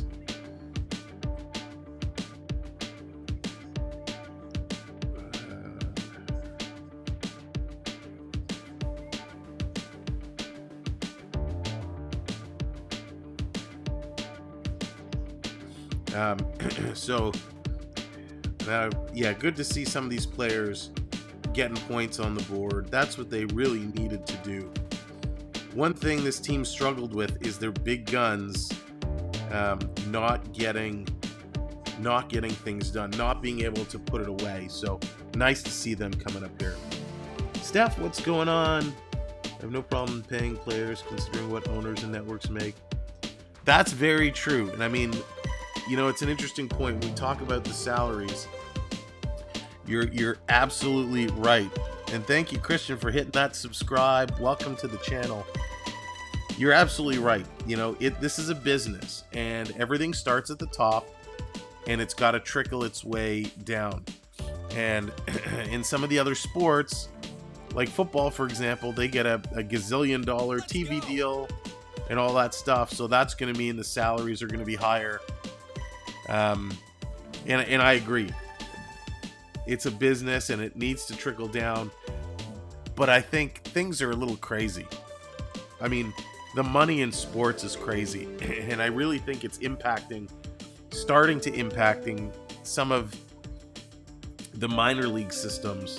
And when I say that, I mean, well, if you're a parent in sports, you know what it's like. You've seen how some parents react. They get crazy. They think every kid is going to the NHL or Major League Baseball. You know, when it's a fraction of 1% that actually makes it.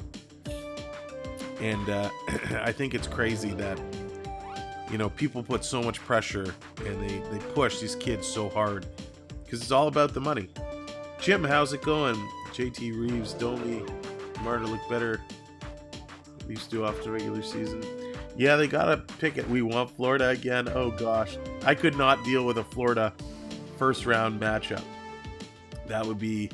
Those are my two teams. My two teams going at it. NHL doesn't have to follow. The trend could be an example. Yeah, but I think some of these look at. I think some of these teams look at, you know, the other leagues in the Players Association, see what the other leagues are doing. And so, you know, it's a very interesting conversation when you break down the business of sport.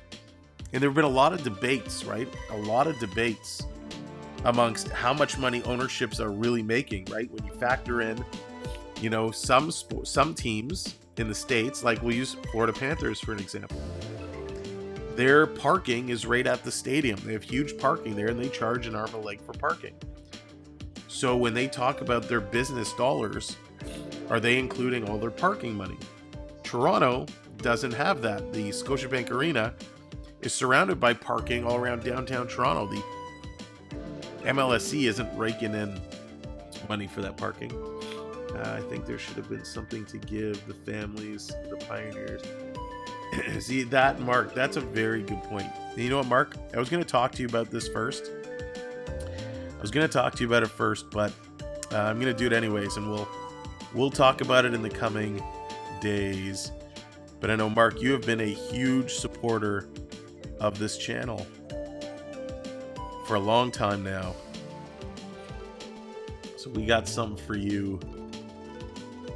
I gotta move a whole bunch of windows out of my way to make this happen. There we go. Mark, you have been a very, very big part of this channel, and we appreciate you so much. So I wanted to welcome you to the Mod Squad. When you get Instagram up and running, shoot me a note and we'll talk. But I wanted to invite you and welcome you because I know you've been a big part of what we've done here for some time. So I know it's not much, but I want to welcome you to the squad if you're cool with it. When I lived in Boston, parking was unbelievable compared to other cities we've been in. Oh, Steph, I bet it's crazy parking there. It's probably absolutely wild. Only place to be on game night. Mark, I appreciate that. Thank you so much. And that goes for everybody. I know we have a ton of supporters out here who have been with us for a long time. And as we continue to grow, if you do have interested in being part of the Mod Squad, you know, we will look to extend invites along the way as we get to know you. So thank you very much. But yeah, parking's crazy. And then you go into concessions, you know. Some venues have a third-party food licensing, which sounds bizarre, right? Where they use another vendor to do all the food. So when you buy food, it's not necessarily going to that vendor. This is a way back playback. Remember when Rogers Center, aka Skydome, had McDonald's? and all the booths were McDonald's, and McDonald's essentially just paid rent. It was crazy. Sam makes us mods work overtime. There you go. Elizabeth, what's going on? That's right, 3-2. 3-2. It's huge. Yeah, my pleasure, Mark. My pleasure. Listen, this community, I mean, I talk about it all the time, but you guys don't understand how much I really mean it. I wish I could express it more. This community would be nothing without all of you. You are what makes it, and it shows on days like today where we can just get together and hang out instead of doing our regular show. It makes a big difference. So thank you all so much. Elizabeth, Happy New Year to you too. It's my first watch your channel. Loving it tonight. I'll be back for more games. Thank you so much for the broadcast. You're very welcome. You're very welcome. Yeah, Steph, normally we do things a little bit differently. Normally I'll call the games, and we have a whole lot of fun. It gets absolutely crazy. Sometimes, well, maybe a little more than sometimes, but we tend to go off the rails a little bit and have a good time. But really what we're doing here is it's all about a hockey community, and we want to make sure that everybody has a good time while they do it. So thank you for putting up with me while we're kind of trying a new format. Again, hopefully by Saturday we'll be back in tip-top shape. But if it doesn't, we'll probably do something like this again. But we'll see. Taking a look, the New York Rangers are up 2-0 over the Tampa Bay Lightning. Ex-Maple Leaf Jimmy Vesey, he's got a goal. And Brodzinski, I can't read. Brodzinski has the other one. I'm not crazy, you're crazy. That's right, Gerard. That's right. You know, unfortunately, I don't know how much. Oh, Raptors are losing. There was a bill passed in the Canadian government passed a bill to allow the CRTC to toggle with the algorithms and allow them to manipulate which contact really gets shared out. And all Canadian content creators have been hit by this, and it certainly makes it difficult. But yeah, when we get those big crowds, just wait till playoffs. Hopefully we get that push out and we get those big numbers. I mean, those games were crazy. Of course, we had a big first for the first time this year when we called the Leaf game and the Team Canada women's game simultaneously. I mean, that was absolutely insane. Calling 2 games at once, that was nuts. And then, of course, in 2 years' time, Olympic coverage, you know we're going to be there. We'll probably even do the Four Nations or First Nations Cup, whatever they're calling it. We'll probably do that next year, assuming we get, find the right widgets for it. Learn sign language, Sam. You ready for the sense? Yeah. Yeah, 2 games at once. That was crazy. I don't know how we pulled that off. I mean, that was bonkers, but it was so much fun. We're all Maple Leafs fans. Mental stability is not a requirement. Oh, Mark, that's priceless. Ain't that the truth? Oh, Elizabeth, congratulations. Found the new apartment. That's awesome. That is great, great news. They actually showed, I forget where it was. I saw on some station they were showing a little walkthrough of Matthew Nye's condo that he's living in. And I'll be honest, it was pretty small. I mean, obviously it's downtown. It was open concept. But, we all have these visions. We see all these hockey players that live in these massive homes. And, seeing Matthew Nye's living in this small little condo was really interesting. It was kind of neat. Cost of living in TO. Yeah, that's right. When you're making rookie money like Matthew Nye's. That's why a lot of guys live a little bit north. Of course, Willie Nylander still says he's going to take the subway, which is pretty awesome. Tavares, I saw a special on Tavares. He had a pretty nice home. It was who was several years ago. I think it was Dion Phaneuf. Dion Phaneuf had like a suit obsession. He had like 1 million suits and all kinds of ties. It was crazy. It's interesting to get that inside look at the players. Hopefully he's setting aside for his future. Yeah, Steph. That's one thing. I don't know if the NHL does it, but the NBA does a really good job. Now, of course, we're talking about a whole lot more money. And again, traditionally in the NBA, and you're coming for people who are supporting big entourages and whatnot, and all of a sudden, as a rookie, they get thrown tons of cash that they're not used to having, and they're buying big houses and cars and all this. But the NBA does a really good job of doing a clinic for rookies on financial investments and how to manage their money. And I haven't heard if the NHL is doing that, but I really hope they are, because they really, really should. It's important, especially when you get these kids, 17, 18, 19 years old. They don't know how to manage this kind of money. So hopefully the NHL does something. Bet one of them has a Funko Pops collection. Prep, you're probably correct. I have 2 Funko Pops. That's my collection. I have way too many hockey cards. I have way too much Disney stuff. But I have 2 Funko Pops. Does anybody want to take a guess what those Funko Pops are? Take a wild guess. What do you think those Funko Pops are? I only have 2. One of them I bought, and one of them was gifted to me. You'll never guess. Matthew Nyes. No, not a Matthew Nyes. What's a Funko Pop? Gerard, they're like little vinyl toys. They're like little figures. Fred, what's going on? I'm hanging in there. Good guess, Prep. Good guess, but it's not Mickey Mouse. All right, I'll tell you the first one, Matthews and Deadpool. Oh, Kurt, great guesses. Great guesses. You guys are kind of around it. Oh, B Disney, so close. I haven't seen a Don Cherry one. If there is, I want it. Not Potter, not Yoda. I love these. Man, you guys, these guesses are so close, but not really.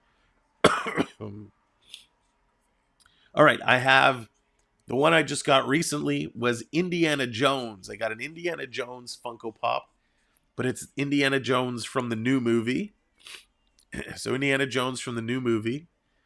And Star Wars. I wish I got the Star Wars. Dallas, I got a ton of bobbleheads too. So Indiana Jones and Mean Gene Okerlund, the old WWF ring announcer and interviewer. Mean Gene and Indy. Those are my 2 Funko Pops. I know, completely random.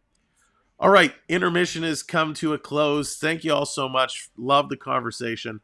Always a good time. Let's get set. They're coming back. Can the Leafs close this one out? We will see. Leading after 2 periods of play thus far this season, the Leafs are 18-3-2. The Dallas Stars, when trailing, are 5-10-1. And those 3 in regulation have been a little too frequent of late.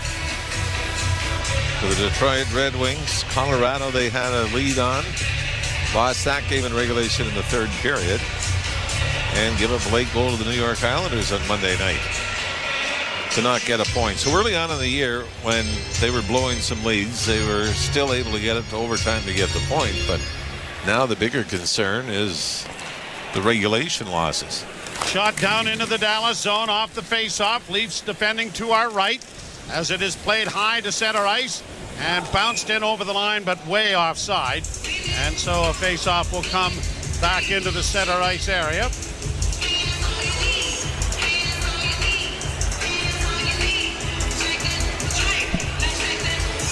Leafs on their way to Ottawa on the weekend. Will be there on Saturday night. Off the boards, deflects down into the Dallas zone. Nyes in pursuit, but it is knocked to the blue line. Leafs unable to keep it in. Poked over on the left wing, and now shot in on a delayed offside. And back of the goal, the Leafs will start out with it. Slowly to center comes Riley. He'll pepper it down into the zone. Cut off there and played by Lindell. Back of the goal to the near side. Pinching down was Benoit, but it's cleared high to center ice. And now here the Stars getting in across the line. Good back checking by Bertuzzi, though. Thwarted that rush. Now the Stars with it in the corner on the far side. Duchesne trying to get it back to the point and does. Hakanpää will send a bank shot to the side of the goal and around into the far corner. Tavares against the wall, can't come up with it. Centering effort by Marchment goes wide. It comes to the far side, a shot. Oh, and Samsonov was late getting across over there. And I think it was Marchment who tried to get the shot through, and it went off the goalpost. Brought back in over the line now by the Stars once more. I think Marchment might have been better off trying to bank it in off Samsonov. Puck in the near corner. Big collision there, and now Bertuzzi able to skate it slowly to center. Gets to the red line, and he's going to send a diagonal shoot in before heading to the bench. Stars back in their own zone. Ryan Suter around on the boards to the far side. Cut off there by Gregor. To Domi to the point. Shot goes wide of the goal. Comes to the side of the net. Gregor trying to get it in front was taken down. And the Stars are going to lift it to the blue line and out at center ice. And then a turnover and brought in by Jamie Benn. A drop pass, but the Leafs break it up. And they're going to have Robertson bring it back the other way. Robertson in on the left wing for Gregor. Gregor in front of the goal. Oh, what a chance Domi had. And a good save made by Wedgwood. Played out into the center ice area. And down into the Toronto zone it goes. That was so good I twisted my knee. Now here, the long shot blocked, and it's out at center ice for Reeves. Reeves in on the right wing, trying to bull his way in around back of the net, and knocks down his man as the Stars get it out at center ice. I'm in the game, Ralphie. I know, but if they would have scored, I think I might have been scared to look over. Shot down into the Dallas end. Holmberg around back of the net. McMahon with a backhand. That was stopped. The rebound goes to Benoit's shot, and that was blocked. And now the Leafs fourth line doing a great job here. Marner is over the boards, though. Tries to keep it in. Flips it over for McCabe. McCabe for Matthews. That didn't work. Leafs have gotten a change in. Al Nyes to the far boards, back to the point. Benoit playing it back in for Nyes. Couldn't get it in deep. Matthews against the board, still trying to keep it in, but it comes out at center ice. Matthews turning with it again. Here he comes across the line. Misfires on a pass for Nyes, and the Stars get it out at center. Brought back in on the right side. Here's Hintz trying to get a shot, and it was high and wide of the Leaf goal. Good hit by Nyes, but the puck comes free. Kept in by Hakanpää. Round to the far side. Played into the corner, and it'll come around the boards to Hakanpää. Again a shot, and down to cover up on it is Samsonov, and he's going to hold on. Might be different conferences, but there's been just about everything in this game, hasn't there? A little bit of bad blood, some big hits, weak calls, missed calls, big saves, some suspect goals, good power plays. And 16:03 to go. The Leafs holding on to the 3-2 lead. By the way, when you talk about Ryan Suter being here, he's actually got the second longest Ironman streak of the National Hockey League. He's had 422 games, including tonight. Only Brent Burns of Carolina, 810, has more. Bertuzzi to the far side, centered in front of the net. Oh, and a chance again. Bertuzzi had, and that time it went off the backhand and just wide. Down into the corner, and a centering pass for the Stars is in back of the Toronto goal. The Sudbury native is a little bit snake bit here tonight. He's had a couple of great chances. Now the Stars with a shot, and Samsonov's left hand is able to snare that out of the air and hold on. I really thought, and I think it is a key time for Ilya Samsonov. I mean, he had the 3 great games going into the All-Star break. To quote Randy Carlyle on Monday night, he was okay. Wasn't nothing horrible against, a couple of saves you might have liked. And at the start of this one, you're starting to think, is he starting to waver? This could go either way, but the turning point really seemed to be after giving up 2 goals and 10 shots in the first period. The save he made off Tyler Seguin in the second was a great stop in close, and he really seems like his entire game has been transformed since then. Icing call here against Toronto will bring the faceoff back in the Leaf end. And transformed, what I mean is back to the 3 games we saw before the All-Star break. That kind of sharpness. Max Domi is out now. I'm not sure whether they were in the middle of a change earlier, but he's out with Matthews and Marner. And against the boards, he's going to get it set out into the center ice area. And no, they're staying on. So this is a bit of a little wrinkle here from Sheldon Keefe. Off the boards for Matthews. Matthews, rink wide, pushed ahead on the left wing side for Giordano. He'll just get it down into Dallas territory. Now Domi to the bench. Centering pass, Marner! Oh, what a save! Wedgwood makes with the left hand. That was another one of those quick turnovers that is orchestrated by the quickness of Matthews. And he made a great little move to intercept a pass and then quickly out to Marner, but Wedgwood got the left hand out there. Boy, Thomas Harley has been very good in their top pair. Need that little weak backhand, and this is similar to some of the things the Leafs have done lately, which is not throw the puck around the boards with authority, and as you said, Matthews cut it off. Leafs win the draw, shot from the point, blocked by the crowd in front. McMahon getting it back to the blue line. Here's McCabe with a shot. Glove save and an easy one that time by Wedgwood. And he'll hold for a face-off in the Dallas zone. 14:35 to go, third period. And the Leafs leading 3-2 on power play goals from Nylander, Tavares, and Matthews. Need to get Marner involved here. We'll have the big 4 up front doing that. Morgan Riley has picked up an assist. Nylander with a goal and an assist. Tavares with a goal and an assist. Draw 1.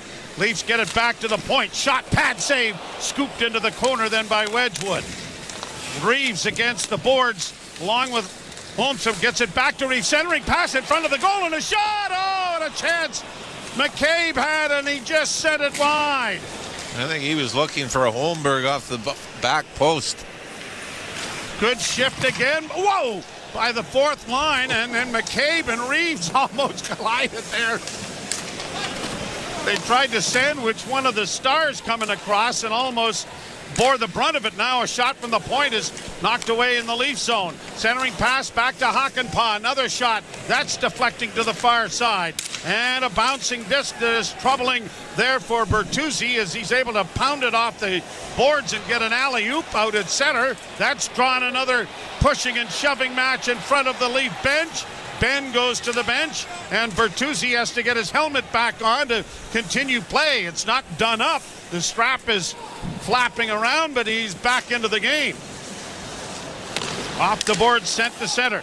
And now what? I hope Bertuzzi's not going to be called for not doing the helmet up. Does not look like it. I think so. No. All right. A break in the action. The Leafs 3.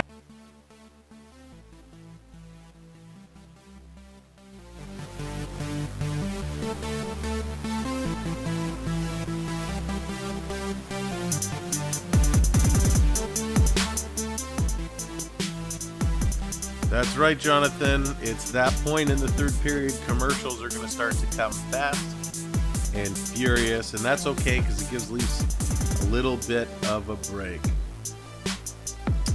Elizabeth, I tried streaming on Twitch a little ways earlier, and I had no clue what I was really doing on Twitch.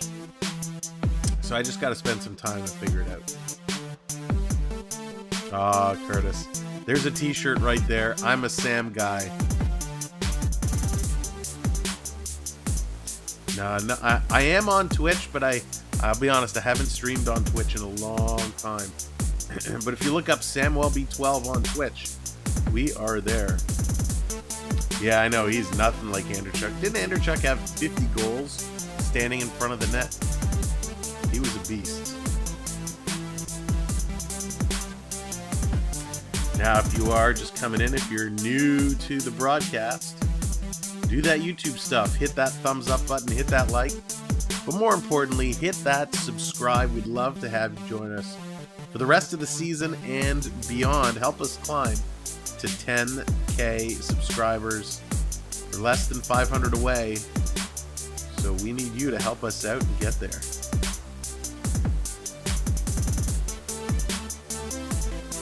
Hey, Jose, what's going on?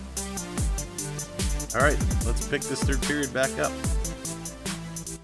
Stars come in with a record of 15-5-4 on the road, 68 points overall, and a dominant force in the Western Conference. Coming into this game tied with Colorado for first in the Central.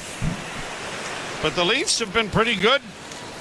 Western Conference against Eastern Conference teams. They're 0-4-2 recently against the East, but have been dominant against the West. Liljegren off the boards. Domi after a loose puck in the zone, but a lead pass springs the Dallas Stars in across the line, dropping now for Steele. Steele works into the corner with a backhand. That's blocked in front, and Domi is able to skate it out at center. Gets to the red line and sends a backhand into the zone, and that's the signal for a player change. Domi's going to stay on here briefly as it comes to center. Brought to the line and in by Heiskanen. Heiskanen gets it into the corner. McCabe in with a check that sends the puck around the boards. Pushed ahead for Tavares. Tavares gets it back for Bertuzzi. Makes a nice play to get it down into the corner. Nylander around to the far corner now. Bertuzzi after it and cuts it off. Trying to chip it back to the blue line. Double teamed him there and couldn't come away with it. And now the Stars start back out. Brought by Harley to center. In across the line, a shot blocked. Grabbed off by Tavares. He'll leave for Benoit. Benoit plays it out at center, but the Stars are onto it quickly there. Brought right back in over the line by Wyatt Johnston. Pass into the slot, intercepted, and Nyes takes it and gets it out into the center ice area. Nyes has lost his stick, trying to get one from the bench, then jumps back off because now jumps back on. He thought there might have been too many men. Now brought back in by the Stars and over the line. No, you got to get back out there. It's shot back into the corner. That was rather comical. But I think the confusion was the glove got lost on the ice as well. Yep. And I think when he came to the bench, they weren't sure if it was for the glove or a stick. Here's a pass in for Matthews, and it went wide. Kept in along the boards then by Nyes. Shot by Matthews to the front of the goal, but blocked at the defense. Marchman on the far side for Dallas. Pass, knocked down, Matthews in, shooting! Off the goaltender, up into the screen. Boy, he is so good at intercepting passes and just... Yeah, it was Mason Marchman tried to throw it up the middle from the left wing boards, just shy of the Dallas bench. And Wedgwood comes well out and gets his blocker on this to deflect it up and over the glass. Now, it is funny how you look at things, obviously, from one team's viewpoint. We're talking about what a great interception by Matthews, not a horrid giveaway thrown up the middle of the ice in your own end, which was Marchman. Yeah, you're right. And it's the rose-colored glasses, right? Now a turnover again, and now Reeves sends it around back to the net for Bobby McMahon. McMahon stops it up. Reeves goes in after it again, but it is cleared ahead to the line. Not out. Long shot. Oh, and that almost surprised Wedgwood. In fact, I'm pretty sure it did because it took him off the shoulder, and I don't know if he saw it before it hit him. Joel Hanley for the Stars. Banks it off a stick down into the Toronto end. McCabe bumping in there with Marchment. Puck along the boards with Holmberg, or at least Robertson, I'm sorry. Got it up on the wing for Domi. Domi launching it high in the air. Robertson trying to settle it, but couldn't get around the defense of Miro Heiskanen. Cleared back out at center. Domi getting it back for Robertson, who returns the favor, and Domi sends it down into the Dallas end. Round on the boards to the far side. Puck bounces to the blue line, but not out. Robertson trying to keep it in, then decides we'll regroup it back at the blue line as the Leafs make a player change here. Benoit shoots it back into Dallas territory. We're halfway through the third. The Leafs with a 1-goal lead. Now another turnover here in the Dallas zone, but the Stars are going to get it out into the center ice area. Leafs been better at times at getting in on the forecheck. Now Bertuzzi, right wing pass. That didn't work. Cleared by Dallas to center. Shot by Riley back in. They have to tag up and now try to get in on the forecheck. Stars will get it up on the wing, and Wyatt Johnston comes to center. He gets in on the left wing, stood up, but then loses the puck, and it's going to be flipped high to center ice, and now here's a chance for Nylander. In on the wing with a shot off the glove of Wedgwood, but he had the presence of mind to look behind him and was able to get over there in time to smother the puck. That was a 70s flashback, wasn't it? Goaltender, little goalie, gets a piece of it, starts trickling to the line, and in your tiny little pads, you dive back and scoop it out. So fond of those memories. You're listening to Molson Leaf.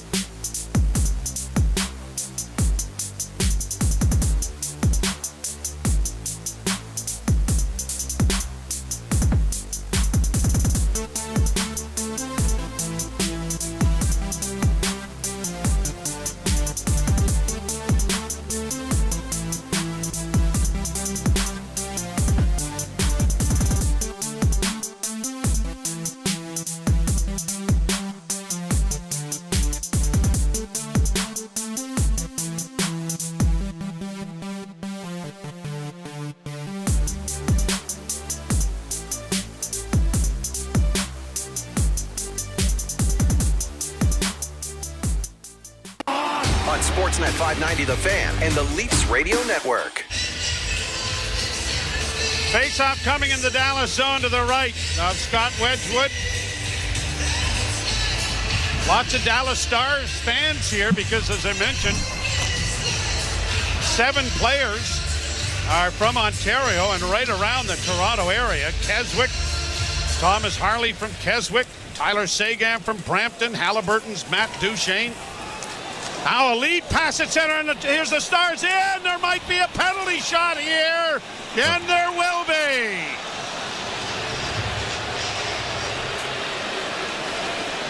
Evgeny Dadonov broke in behind the defense, and a penalty shot has been awarded. Well, when the arm went up, I thought it was iffy that it was going to be a penalty, but I think once Giordano knew he was getting the penalty, he went, all right, and he clamped on. Works to the left wing side. Left-handed shot, top of the circle, in with a Deacon, a shot, and he scores. Roofed it over the net, and the second goal of the game for Dadonov has tied the game at 3.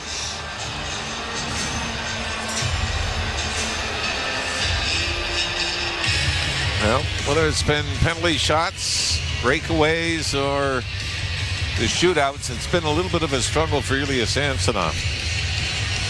I think his numbers on 2-on-0s against have been better than penalty shots. But Dadonov, left-handed shot coming down the left wing. Waits, and as soon as Ilya Samsonov starts to drop to the knees, Dadonov goes blocker side, and this game is tied again. Played down into the Toronto zone. Riley banking it off the boards to center for Matthews. Flipped it in, tried to get it to Nyes, who gets it back. Matthews around back of the net with a wraparound.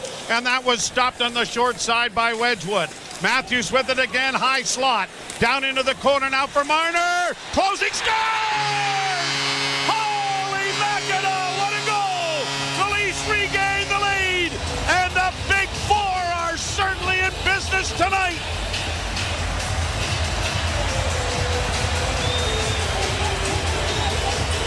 Austin Matthews makes a great pass from middle of the ice inside the blue line, spots Mitch Marner near the right wing dot. Marner picks it up, has a little room, carries towards the net, and he just simply, he flips this. This is not a rocket. It's a little like a Kucherov delivery. It's just the wrist, a little snap, short side over the glove of Wedgwood, and the Leafs were not tied for long here in the third period. 32 seconds to be exact, and now a 2-on-1 break. Here's Tavares working in with a drop pass. Nylander scores!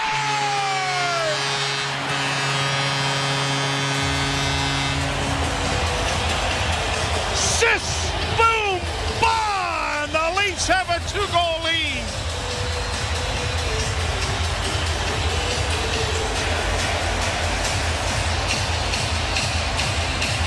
Well, the good and the bad all in one for the Leafs on this night. Sometimes the good comes with the bad. You want secondary scoring to win hockey games? Well, you're not going to need it tonight, but you've got Nylander, Tavares, Matthews, Marner, Nylander, the goal scorers in a 5-3 lead with 8:03 to go. And this is John Tavares. You give him a ton of credit. Makes the Gretzky spinorama just inside the line. Feeds Nylander, and the lethal shot of Nylander. 2-goal game. His last game scoring was a 2-goal game in Vancouver. Leafs poked the puck to the blue line. Marner didn't get it out, but Nyes will settle it down and regroup it in the Toronto zone. So 32 seconds after the Dadonov tying goal, the Leafs gain the lead again, and 20 seconds after that, they escalate the lead to the first 2-goal advantage in this hockey game. Only the second even strength goal, or second and third even strength goals of this game, as everything had been either power play or penalty shot until Marner and Nylander. 7:13 to play in the third period. Played around the boards, but not out of the Leaf zone. Chipped high off the wall, blocked there by the Stars on the boards. Liljegren trying to help out Gregor, but they don't get it out as it comes to the point. Heiskanen trying to step in, knocked away by Liljegren. It's going to clear and come back out into the center ice area. Boy, this team has got, there's so much talent that you just cannot give them that second as a high floating shot is gloved by Samsonov. The explosiveness sometimes is funneled. Again, but a team that gets criticized for relying on their top four. Take a look at the score sheet. Obviously everybody wants secondary scoring, and we've gone through it with the Dallas Stars, where lines 1 to 4 they've been getting it. But if your big guys will score every night or on most nights. Yeah, it goes the same thing, with the Edmonton Oilers. I just going to say, exactly. At the point of shot, that just went wide of the Leaf goal. Grabbed off on the near side and flipped high to center ice. And now brought in by Nylander. Nylander into the slot, backhanded by Bertuzzi. Nylander got the shot away, and a blocker saved by Wedgwood.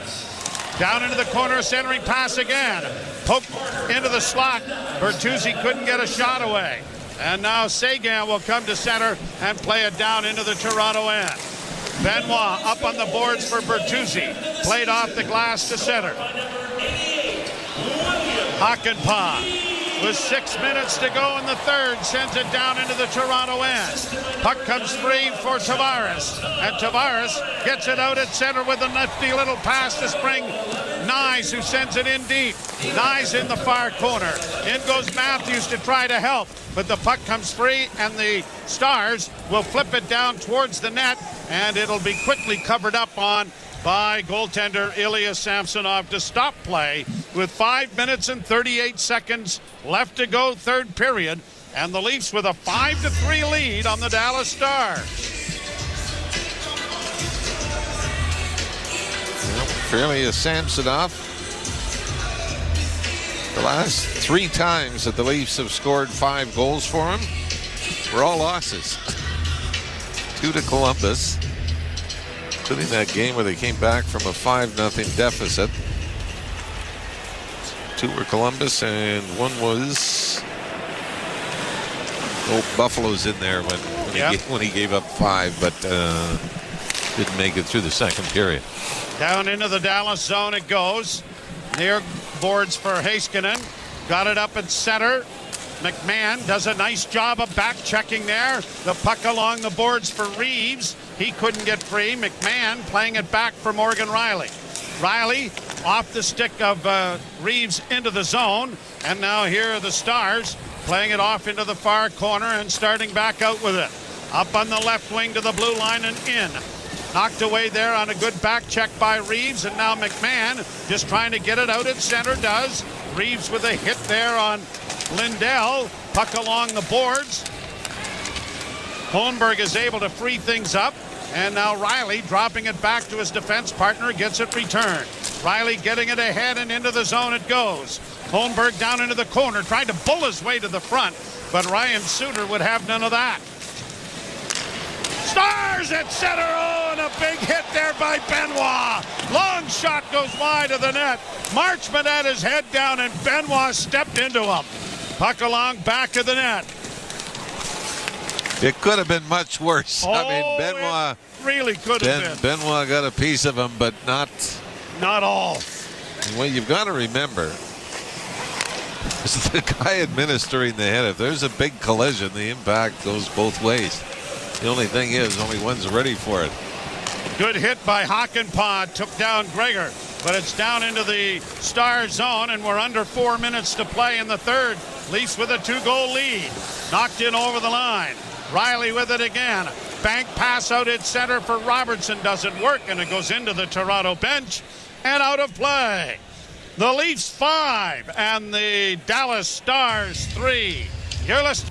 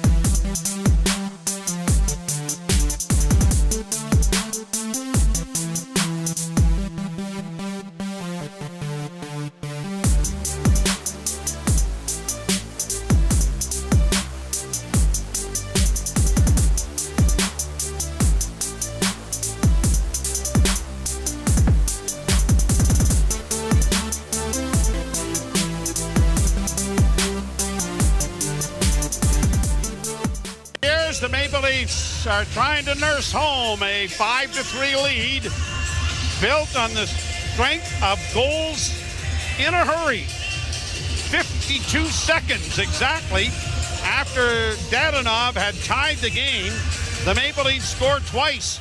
32 seconds after the goal, Marner. 20 seconds later, Nylander. And a 3-3 tie turned into a 5-3 advantage rather quickly. Stars down in the Leaf zone with a centering pass in the goal crease. Where is it? And it's finally dug out and dragged into the corner then by Brody. Domi trying to work up the boards, got it freed up. And it's brought to center ice by Pontus Holmberg. Holmberg in across the line to Domi with a 2-on-1. Oh, he had a man in front as driving the net was McMahon, and it was knocked away. Shot on a bounce in on goaltender Samsonov, and he's going to cover up on it. And McCabe, who's had just about enough of having people fill him in when there was no penalty, decides to get a little bit back. I don't know if it was the same culprit or not, but he was rather aggressive in the standing up and making sure that crease was cleared. It was Esa Lindell that came up and kind of was shoulder to shoulder with McCabe. Although, you know what, McCabe's not really the victim here. I think he plants his skates and sort of throws himself into Lindell. So the face-off to the right of Ilya Samsonov. And the one thing we talked about the fourth line, they were on the ice for a goal against. But Ryan Reeves, since coming back, Joe, which started obviously in the games against Winnipeg, more noticeable on the positive side. Yes, absolutely. Where he seems like he's skating better. Extra attacker. On the forecheck. Extra attacker here for the Stars. Net empty. Flip high out towards the empty net, but it's going to go wide. And so it'll come all the way back into the Toronto zone. And Matthew Nyes was trying to hunt that down. Like we said for Nyes, I mean, I think when you've gotten 16 without a goal, I think you'd take an empty netter, wouldn't you? Yeah, he drew an assist on the Marner goal. Well, during the stretch, I mean, only 3 assists during 16 games. Draw to the right in the Toronto end. Matthews lost the draw, comes back to the point. Heiskanen dishes off on the left wing. A shot kicked away, bouncing puck in the corner. Matthews got it freed up but can't make a pass because he's too well covered by 3 Stars who are down there. Now to the right wing side for Seguin. A shot, and that's wide. And it's going to carry him off the corner boards and slide all the way back down into Dallas territory. 2:27 to play, third period. Heiskanen dropping it back. Stars work to the blue line and in. Working down into the corner and stopping up is Duchesne. Back to the point to Heiskanen. Heiskanen to the left wing side, gets it returned. Walks the line and gives it back to Seguin. Tyler Seguin with a centering pass in front, intercepted. And the Leafs are going to get it freed up, and Nylander at the empty net. Missed. Trying to erase an icing. Oh my. I don't know about that. He made a valiant effort afterwards to get there. I think Seguin on the left wing side was able to get back first. Well, there's not much argument from Nylander, so we'll go with that. But a face-off again in the Toronto end. The Leafs have missed the net twice. Now it comes out over the line as Heiskanen couldn't keep it in. And Nylander, by the way, was 2 strides from getting the red line to avoid the icing. Played down into the zone. Leafs, Tavares to Nylander. Flipped out at center ice. Stars have to clear the zone, and now Marchment shoots it back in again. Far side, Nylander against the boards. Chops at it, doesn't clear. Marchment on the right point. Drops it back for Heiskanen. Heiskanen holds. Off on the far wing, and a shot coming. Scores! Dadonov. No, I'm sorry, check that. Wyatt Johnston. 53, not 63. And the young man from Toronto has narrowed the margin to a goal with 1:25, and those 2 efforts at the empty net are looking rather large right now. Some traffic in front. Ilya Samsonov just misses it, doesn't he? I thought he was really deep in the net, too, to be honest with you, Jimmy. Like we said, obviously, the man out, some traffic in front, but, I mean, he moves towards where the puck's going, glove side. P.J. Brodie had come out, but now buckle up. We talked about protecting leads in the third period, especially at home. Leafs are going to be tested again here. 15th of the year for Johnston, and there goes Wedgwood to the bench again. Cleared down into the Toronto zone. Benoit rattling it around the boards. It's blocked over there on the near side. In around back of the net it goes. Stars with it near boards Duchesne. Back to the point. Held off there, just off to Robertson. Duchesne centering pass, and it went over a stick and went wide. It comes around to the near side. Trapped there again by Duchesne. Matt Duchesne holding. Hand on a pass. Leafs are able to bunt it out at center ice and racing after it. Matthews tried to get it in over the line. He did, but couldn't get a shot to the net. Bertuzzi is out there with him. Lead pass at center. Broken up partially, but now brought to the line and in by the Stars. Against the boards, it's shot out and down the ice by Toronto. And this will be another icing. But time now, 27.2 seconds remaining in the third period. Morgan Riley ices the puck, but you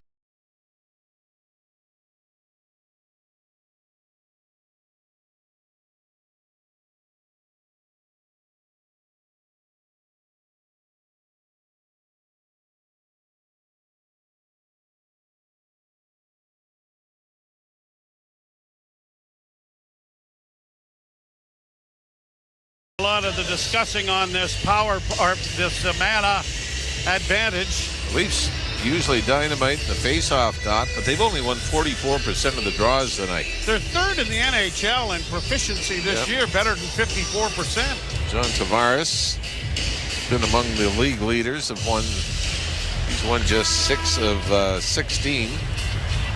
What about Austin Matthews, though? Has won 11, lost 15. He's taken 26 draws.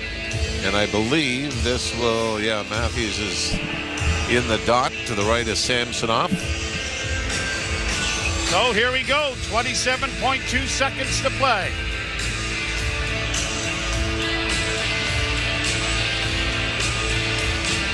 On to the right, into the corner it goes. Knocked down on the play, it comes back to the blue line, kept in by the Stars. Pass to the far wing. Into the corner it goes, back to the point. Near side and no drive. That's deflected wide. Oh, and a big play by Benoit is cleared, and it's going to go down the ice, but not enough for icing. 7 seconds left. Stars with it as they make one last futile rush. Shoot it in over the line, off a stick, and that's going to be it.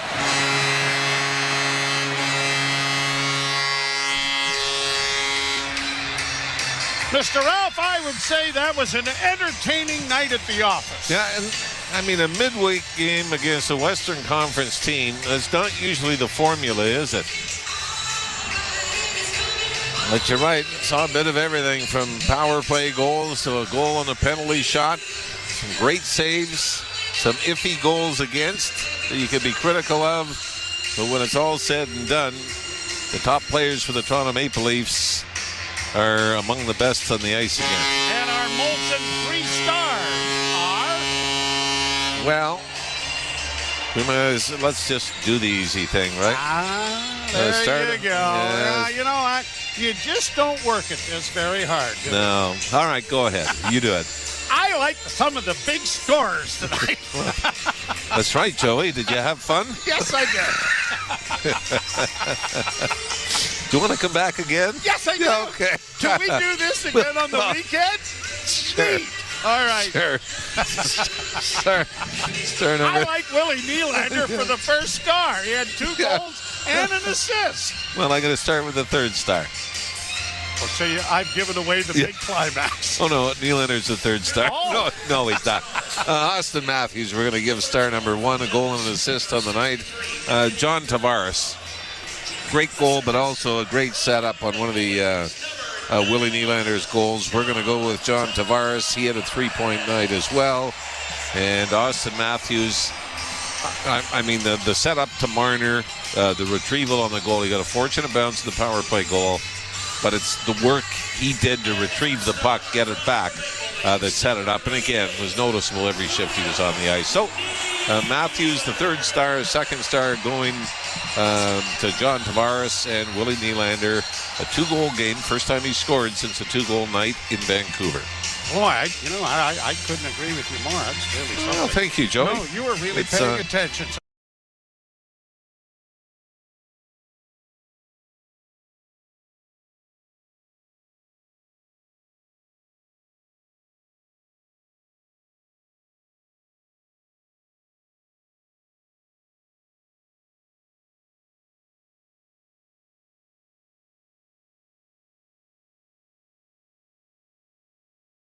The fan and the